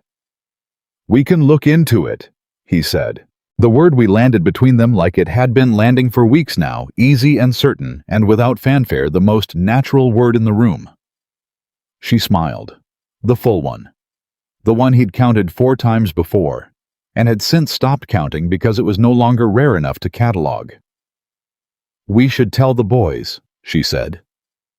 "They already know," Caleb said. "You told them." "Told." Denny figured it out. Marcus has known for weeks. Pete cried, which he will deny. He paused. Tom Hennessy brought a pie. Clara made it. He was very clear about that, but he brought it. She laughed. The easy, real laugh that still hit him somewhere under his ribs, the way it had the first time he'd heard it. When did all of this happen? She said. While you were writing your response to Graves, he said. I was writing for 2 hours. Small town? He said. News moves fast. She shook her head, but the smile stayed. We should still tell them, properly. We should? He agreed. They did. That evening at the long table in the ranch house kitchen that had been silent for too many years, 5 people sat down to a meal that Clara Delaney had actually made and Tom had actually brought. And Caleb Thornton looked around the table at the people who had built something with him in the summer heat of Montana and felt for the first time since a fire had taken everything he thought mattered that the thing he had been building toward was finally clear. It wasn't the land. It had never been the land. It was this. The table, the voices, the specific weight of a life shared with people who chose to stay. Elizabeth caught his eye from across the table. She knew what he was thinking. She usually did. She raised her coffee cup slightly. Not a toast, not a performance, just a small private acknowledgement between 2 people who had both been alone long enough to understand exactly what they'd found. He raised his in return. Denny talked too much. Pete denied crying about the engagement for the 3rd time in an hour. Marcus laughed once, low and genuine, and it was rare enough that everyone at the table turned to look at him, and he shook his head and went back to his food. Tom Hennessy told a story about Clara and the pie that got longer and more elaborate with each telling. Outside the Montana mountains held the last of the summer light before letting it go to autumn. Inside the Thornton ranch was exactly what it had always had the capacity to be, and what it had taken one woman with a battered carpet bag and a straight spine and 2 years of hard-won clarity to finally bring out of it. Not a lonely man's fortress. A home. And Caleb Thornton, who had spent 11 years believing he would live and die alone in the shadow of these mountains, sat at his own table, surrounded by the sound of people who had chosen to stay. And he understood at last what the land had been waiting for all along. It had been waiting for her. It had been waiting for this. And it was worth every single year of the wait.